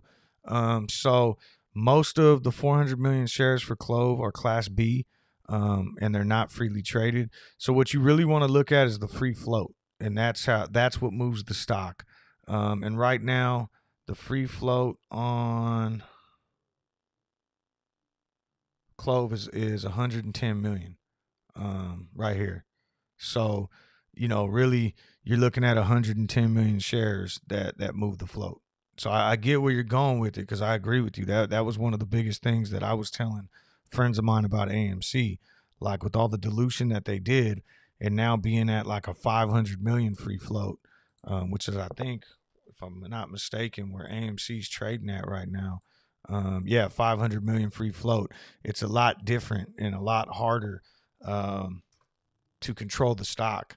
And that's one of the biggest reasons why I think Nokia is one of the memes that never really took off or got much movement either, is because of the size of the float. But Clove's free float is only 100 million. Let's see. And again, I'll point this out and continue to say it. I don't even, if Clove never short squeezes, I don't mind. I mean it's a double or triple up investment from where I'm averaged in at $12. I see it trading at $35, $36 within a year. That's just my opinion. I could be wrong, but I think fundamentally it's way undervalued right now.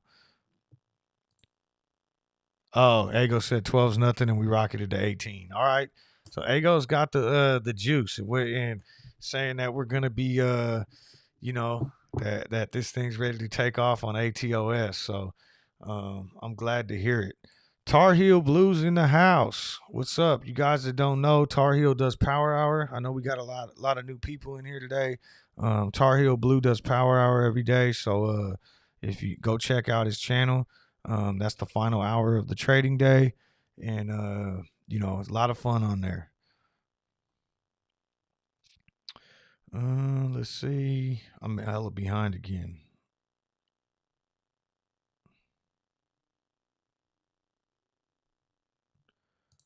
Okay, Lisa says thoughts align about GME. Yeah, okay, I'm glad to hear it. Glad to see we got some other Game Stoppers in here. But yeah, I mean, I'm willing to hold GameStop. Sometimes you get into these plays. Don't get me wrong. If it spikes up and I can make a profit, I'm gonna sell, and and buy back in on the next dip or something like that. I mean, if we see a short squeeze in it, absolutely, I'm gonna take my profit. But I still see long term potential in this company, and then I'll get back in. And I've said the same thing about Clove too. Like if we see Clove right now spike up to like $100, $200, and it actually short squeezes, um, take profits. That's why we're here. And then when the stock comes back down, if it starts trading at fundamentals or below fundamentals again, I'm back in it. And I think that's should probably be the exit strategy for most people. Clove announces Tar Heel Blue as their new CFO. Oh, that would be amazing.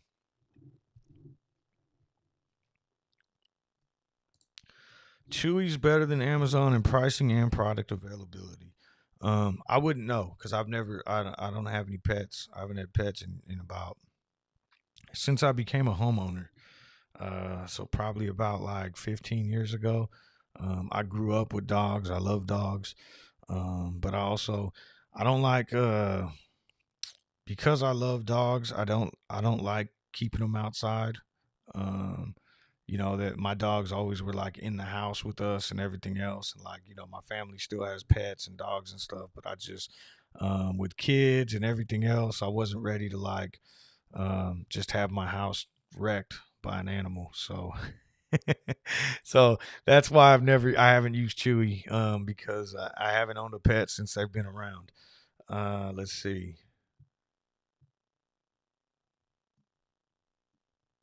All right, Scotty. See you later. No J Pow stream today. More of the same. Yeah, I mean, I was tuned in for that too. But I forget who said it. I think maybe D Worm said it. It was like watching C-SPAN, and that's kind of how it started feeling. Then I like, I think I kind of muted it and was just watching the chat, just because it was I was trying to get other stuff done. But yeah.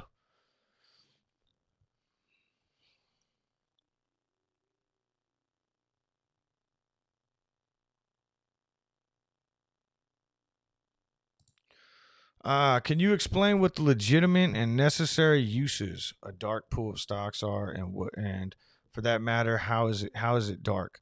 I'm not sure why the name dark pool. I mean, that just sounds nefarious in itself, right?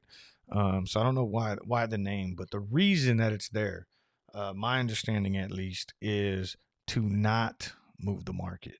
Okay, so and what I mean by that is, let's just say, you know take Clover Health for instance. Let's say the company wants to do a share offering and release uh it's right now it's 100 million float, and they want to sell, let's say that the company has 100 million shares or something, and they want to sell 10 million shares. Well, if they go into the market and do it, they're going to drive the price of their stock down, right? And they don't want to do that. So they have some big buyers that want to come in and maybe buy up 1 million shares each or whatever. I mean, I'm just making a uh, kind of blanket example here, but if they could do it in the dark pool and just set a price, like right now, Clove's trading at 835, and they could say, you know what, we'll sell you these 1 million shares for 840, and then the shares could change hands, or instead of selling them for 820, or maybe they sell it a little bit lower, or whatever it may be, they agree upon a price, and the shares could change hands without significantly affecting the stock. That's why I think it was designed for those big block orders, so that they don't like manipulate the market too much. But now the reason it's being used is for to manipulate the market. The exact opposite of, I guess, what it was intended for. So that's my understanding, at least. I know I kind of gave a quick summary, but I hope that makes sense. It's for big trades to go through without like significantly manipulating the stock price.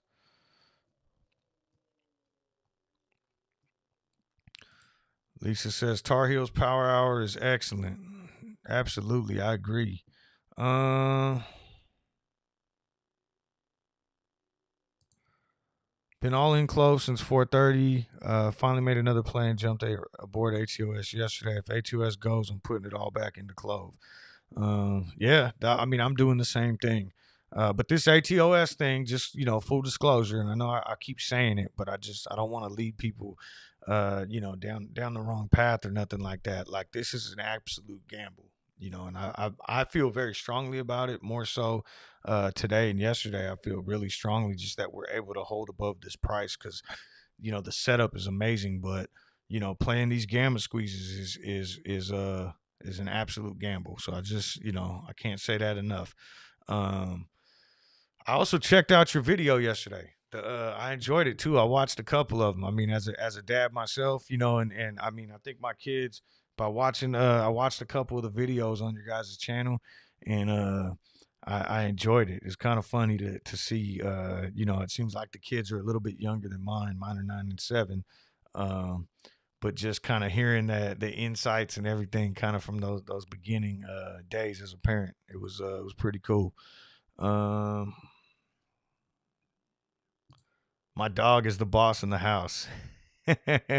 Yeah, that's how it used to be. I mean, and my mom's still the same way. She's got I think one dog right now, but you know, she's had two before in the past, and growing up we always had dogs. And um you know, my family, like I said, everybody did. I just, man, my a cousin of mine had a dog not too long ago at their old house, and it just absolutely ripped their house to shit, you know, chewed up on everything. And you know, my dogs never really did that too much growing up, but you know, it's a lot of work for me. You know, if you really love animals and you want to take the time to own an animal, it's like they become part of your family, you know. And then you go on vacation, you got to take care of it. You know, you go, it's raining outside or whatever it is. At least that's the way my family always treated their pets. And so I just wasn't ready for that responsibility.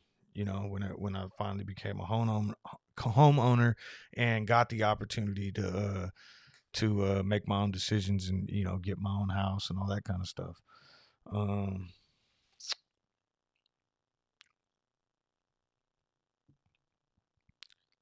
Narwhal's in the house. What's up?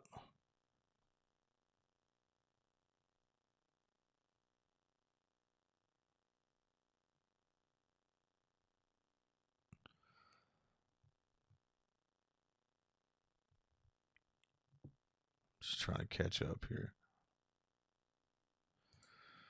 Yeah, I mean, I don't know. So it says, so hedge funds are the big buyers of the dark pool, and they use their IPO share price to short sell shares later on.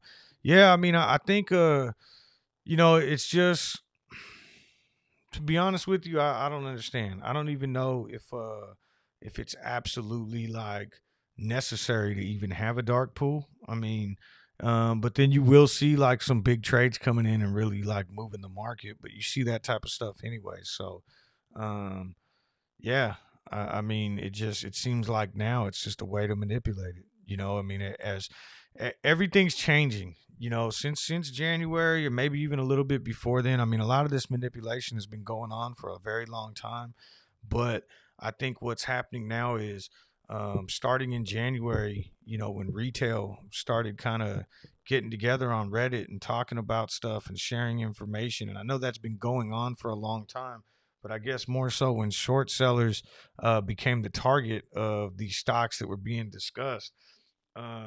You know, and then the data that people are finding out how to interpret this data and look it up and communicate with one another without using mainstream media.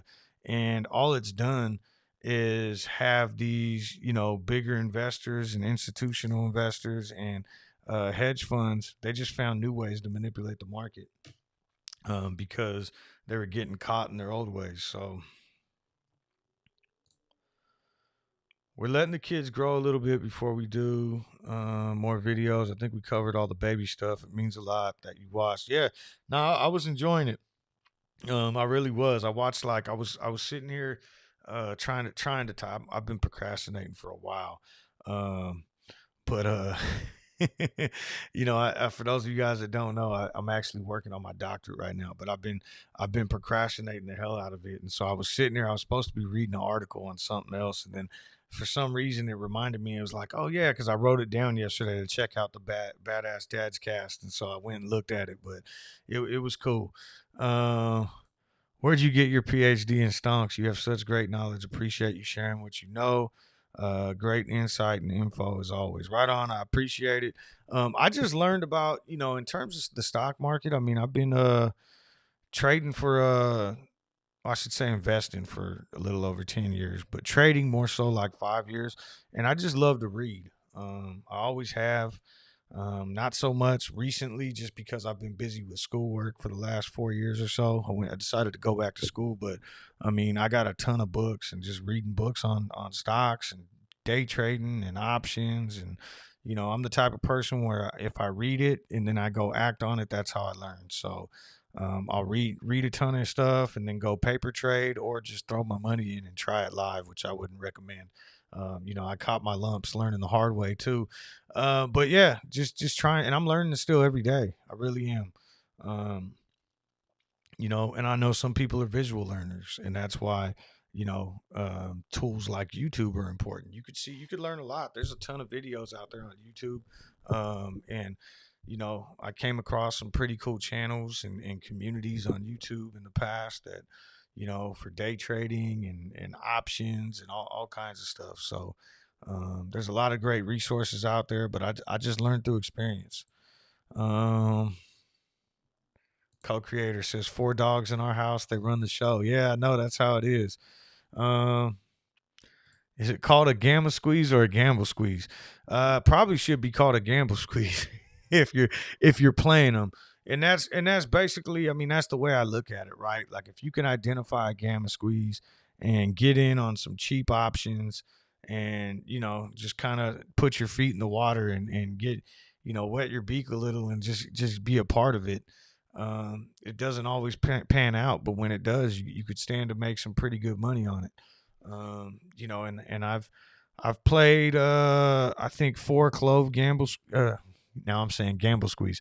I've played 4 Clove potential gamma squeezes now, since April, and the one in June panned out, and I make quite a bit of profit on that one.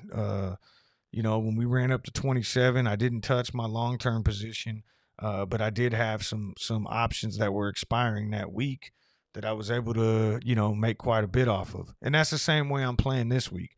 I still have my long term position, but because I'm in Clove for the long haul. But if a gamma squeeze was to kick off this week, I did buy the other day just to kind of get a little bit into it. I bought 40 contracts at the $20 strike for this week. I mean, they're cheap as hell. What did I buy them at? I bought them at 6 cents. So I mean, it's like $6 a contract. I threw $240 in. But if that takes off, I'm gonna get the price movement of 4,000 shares, and it's $240 that I likely threw away.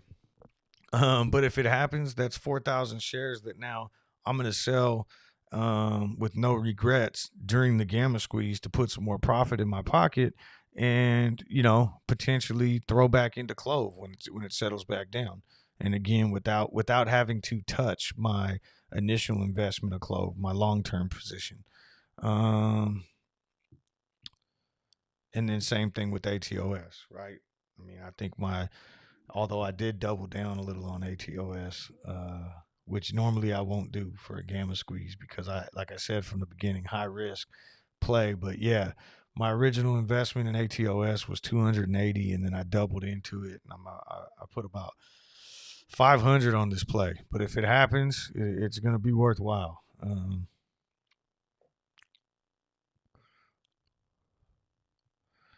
Looks like the shorts are winning in ATOS. Nah, I don't. I still don't believe it. Not yet, at least. I think if we can hold above 6, we're still in. And it's all about, you got to look at the like if you're just sitting there looking at the charts. Yeah, it looks like right now they're able to push this stock down, but again, and I'll keep going back to it. There's so much. Sure, the delta's decreased now because they're pushing it down, and it's down to 0.59. But that's 40% now of 3 million shares. That if this stock just stays where it's at, if it stays at $6 and a penny, 601 by Friday evening, by the end of the day Friday, they still have to cover 40% of these 3 million shares. And that's going to happen through delta hedging as we get closer and closer and closer. So what is that? That's about 1.2 million shares, and that's just at the $6 strike. And you could run that same math at the 550, the 5, and even the 450 still has 8% that needs to still be hedged. So this is a very unique setup in that there's like 90% of the calls here are or 90% of the open interest in this week's chain are on calls. I mean, it's just so lopsided that my speculation, at least, is that you're going to, at some point, the delta hedging is just going to take over. And I really think like holding above 6 is going to be major for that.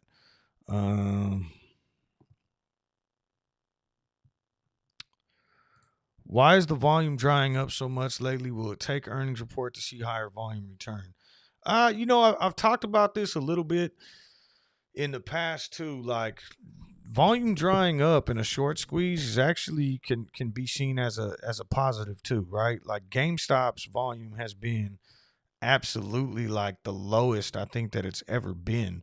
Um, over the last couple of days, I mean, it's been like ridiculous, like 1.5 million volume, 2 million volume on the day.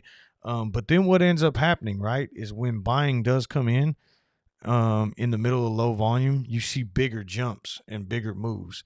And I think a lot of the volume drying up too is, yeah, maybe a loss of interest, but it's not necessarily a loss of interest. It's like, you know, I don't know how many shares you have, but let's say you already bought 10,000 shares and now you're just holding.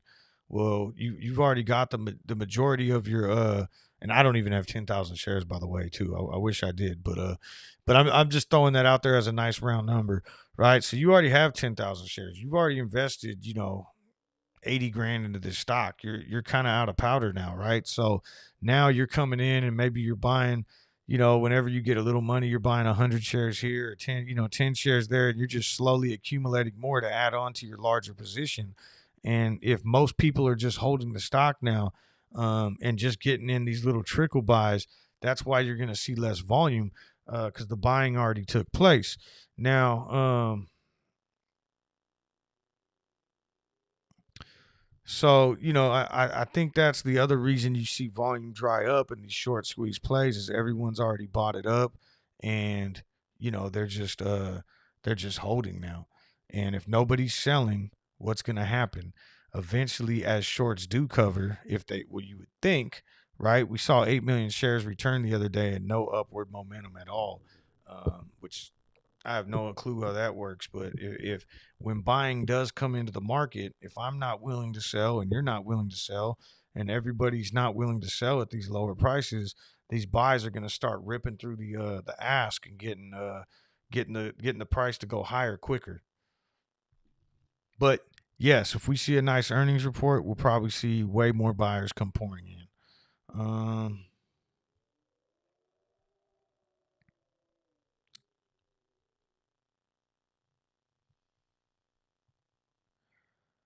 Michael says 90 plus viewers and 68 likes. Oh, we're at 70 now. Right up. Oh, and we're at 102 viewers. Right on. Um, again appreciate the support from everybody. Really do. And it looks like maybe we're turning things around right now. Let's see.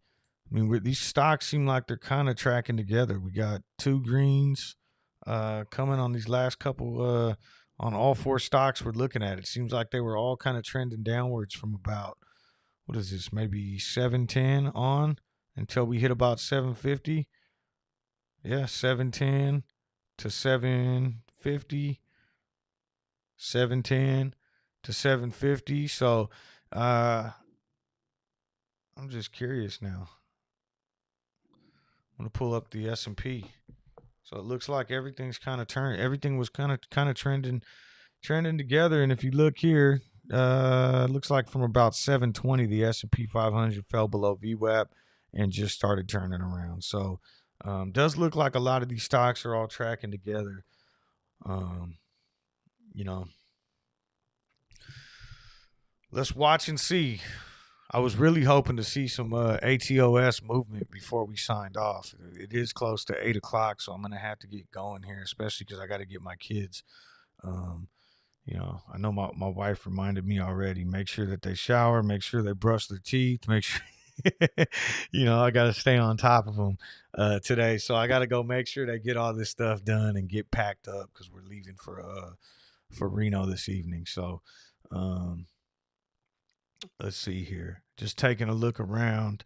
I know we've been talking about these stocks that are up here on the screen. BNGO is positive on the day, up almost 4%. Still trading below $6. I'd love to see this thing start moving in the other direction. AVXL down today, 4% down, trading at 22.51. Space, I'm not in on it, but just looking at it, it's on my watch list over here. Currently trading at 32.70. So It did hit a bottom of 31.88 earlier, and it looks like it might be ready to head back upwards. We'll see how that goes. But yeah, so ATOS. Before I sign off, just take a look at this again, and I know I just talked about it, but I really think with ATOS that's over here, as long as we hold above 6 and we continue to hold above 6, we're going to be positive on the day, and it's going to be positive for this this gamma squeeze. I really do. I mean, there's so many shares in here that still need to be hedged that outweigh the puts, and it's going to make a big difference. And it's going to drive the price up on its own, similar to what we saw earlier on that run up. And at some point, short sellers are going to kind of run out of ammo, and there's a lot of leverage and ammo built up in this option chain on the call side, on the bull side. So I think we're looking really strong. I know that if you're staring at the bar chart, it doesn't necessarily make you feel that way, but anytime if we're holding above 6 right now, I think as the day moves on and wears on, as we get into like power hour, we're going to see this start creeping up even higher, maybe even before then, because every minute that goes by, the delta is going to increase on its own too. The closer we get to tomorrow, the delta is going to increase on its own. So, um, I really think that again, this is a gamble, but this is probably one of the strongest gamma squeeze setups I've ever seen. So, and it's just going to take a little bit of volume maybe to push it past there, but I don't even think we need that. I think that there's enough volume built in this leverage here that once these algorithms start kicking in, and they already have been kicking in, we're going to see some insane movements. That's my take on it. So I'll be sitting here watching, even though I won't be on here. If things really start going crazy, I might just jump on live, or I might come barging in on Tar Heel's stream. If you're still out there, Tar Heel, just so you know, if ATOS takes off, have your interview mode turned on. I might come jump on there, and slam a drink with you. I know you said you're not drinking till power hour tomorrow, but I'll be celebrating.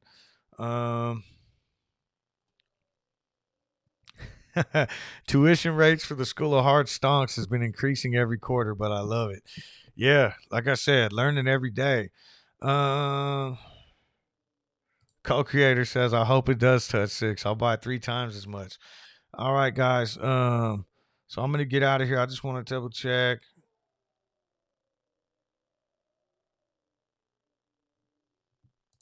All right, yeah. So if we I'm gonna tell you right now, if ATOS or Clove looks like they're getting ready, I'm throwing Clove in the mix too. Looks like they're getting ready to kick off some sort of squeeze today. I'm just gonna come barging in. Yeah, with White Claws in hand. All right, guys. So have a good day. Not this actually, to put this into perspective too, the type of days that we've been seeing lately. I think we're looking pretty good right now. I think these stocks are I mean, GameStop, yeah, it's down 1% on the day, but it was down a lot lower this morning. Looking at it down from 151. AMC, I know, is already up right now. Not one I have a position in, but it was as low as 31.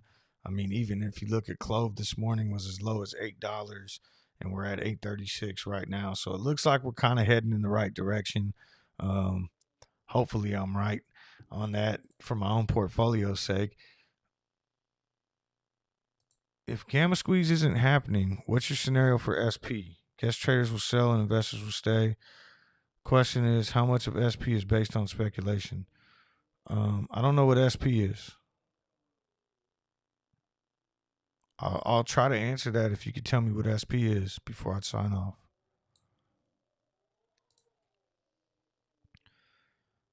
SP, I don't know. Are you talking about maybe for Clove? But I don't know what the SP is. But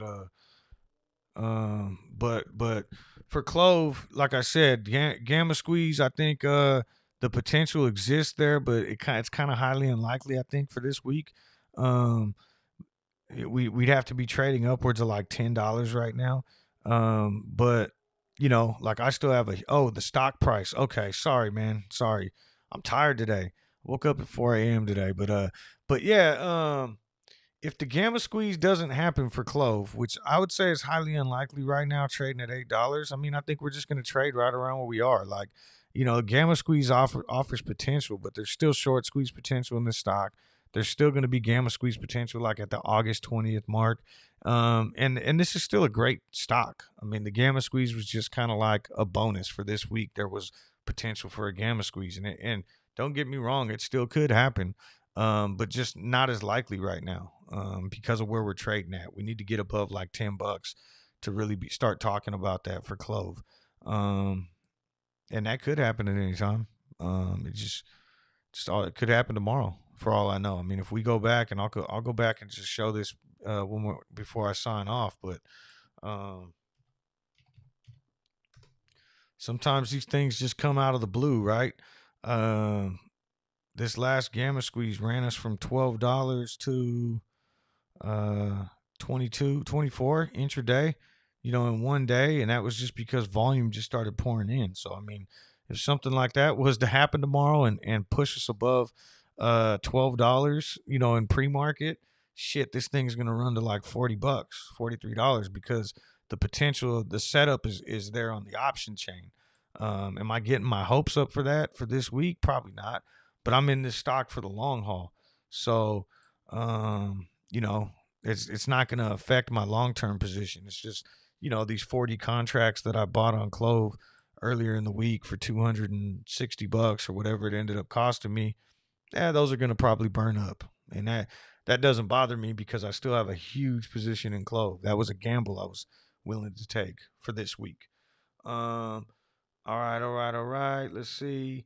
Power Hour with Tar Heel Blue and Coach today. Nah, I don't know. I don't want to.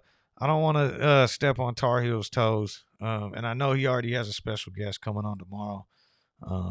That I think he said is going to be in Reno. So we'll see how that goes.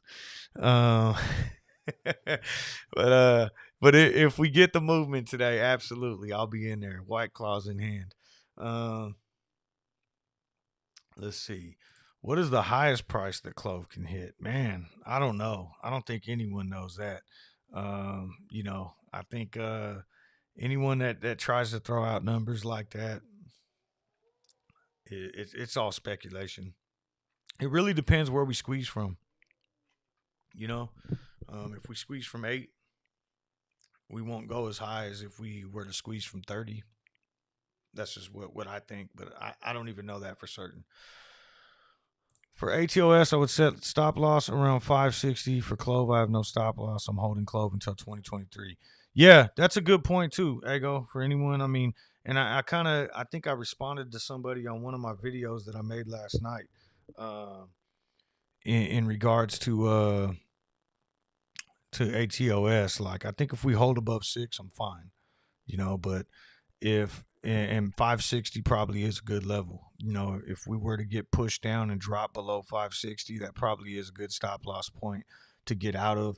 I don't have shares, so I'm not even setting a stop loss. I have some calls that are like, they're either going to be worth a ton of money or they're going to be worth nothing.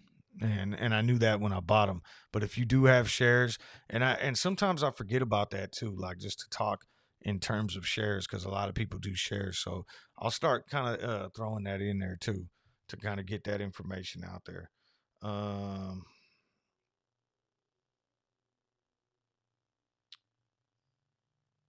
all right, let's see here. White cloves in hand, Michael says. Yeah, my bad. I mispronounced it. Um,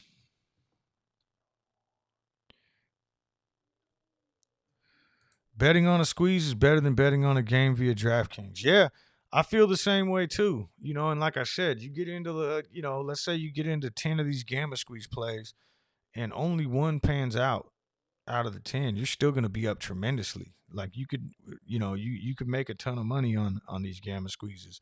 And it's like, shit, that's better than betting sports too, right? I mean, I used to bet on sports for years. I kind of And occasionally I still do. I bet on the Super Bowl this year, but and when I'm in Reno this weekend, I'll probably place a couple bets as well. But I'd rather put my money in the stock market, and if I get the itch to gamble, I'd rather gamble on a gamma squeeze, and that way when it does pay out, it pays out bigger than a 10 team parlay.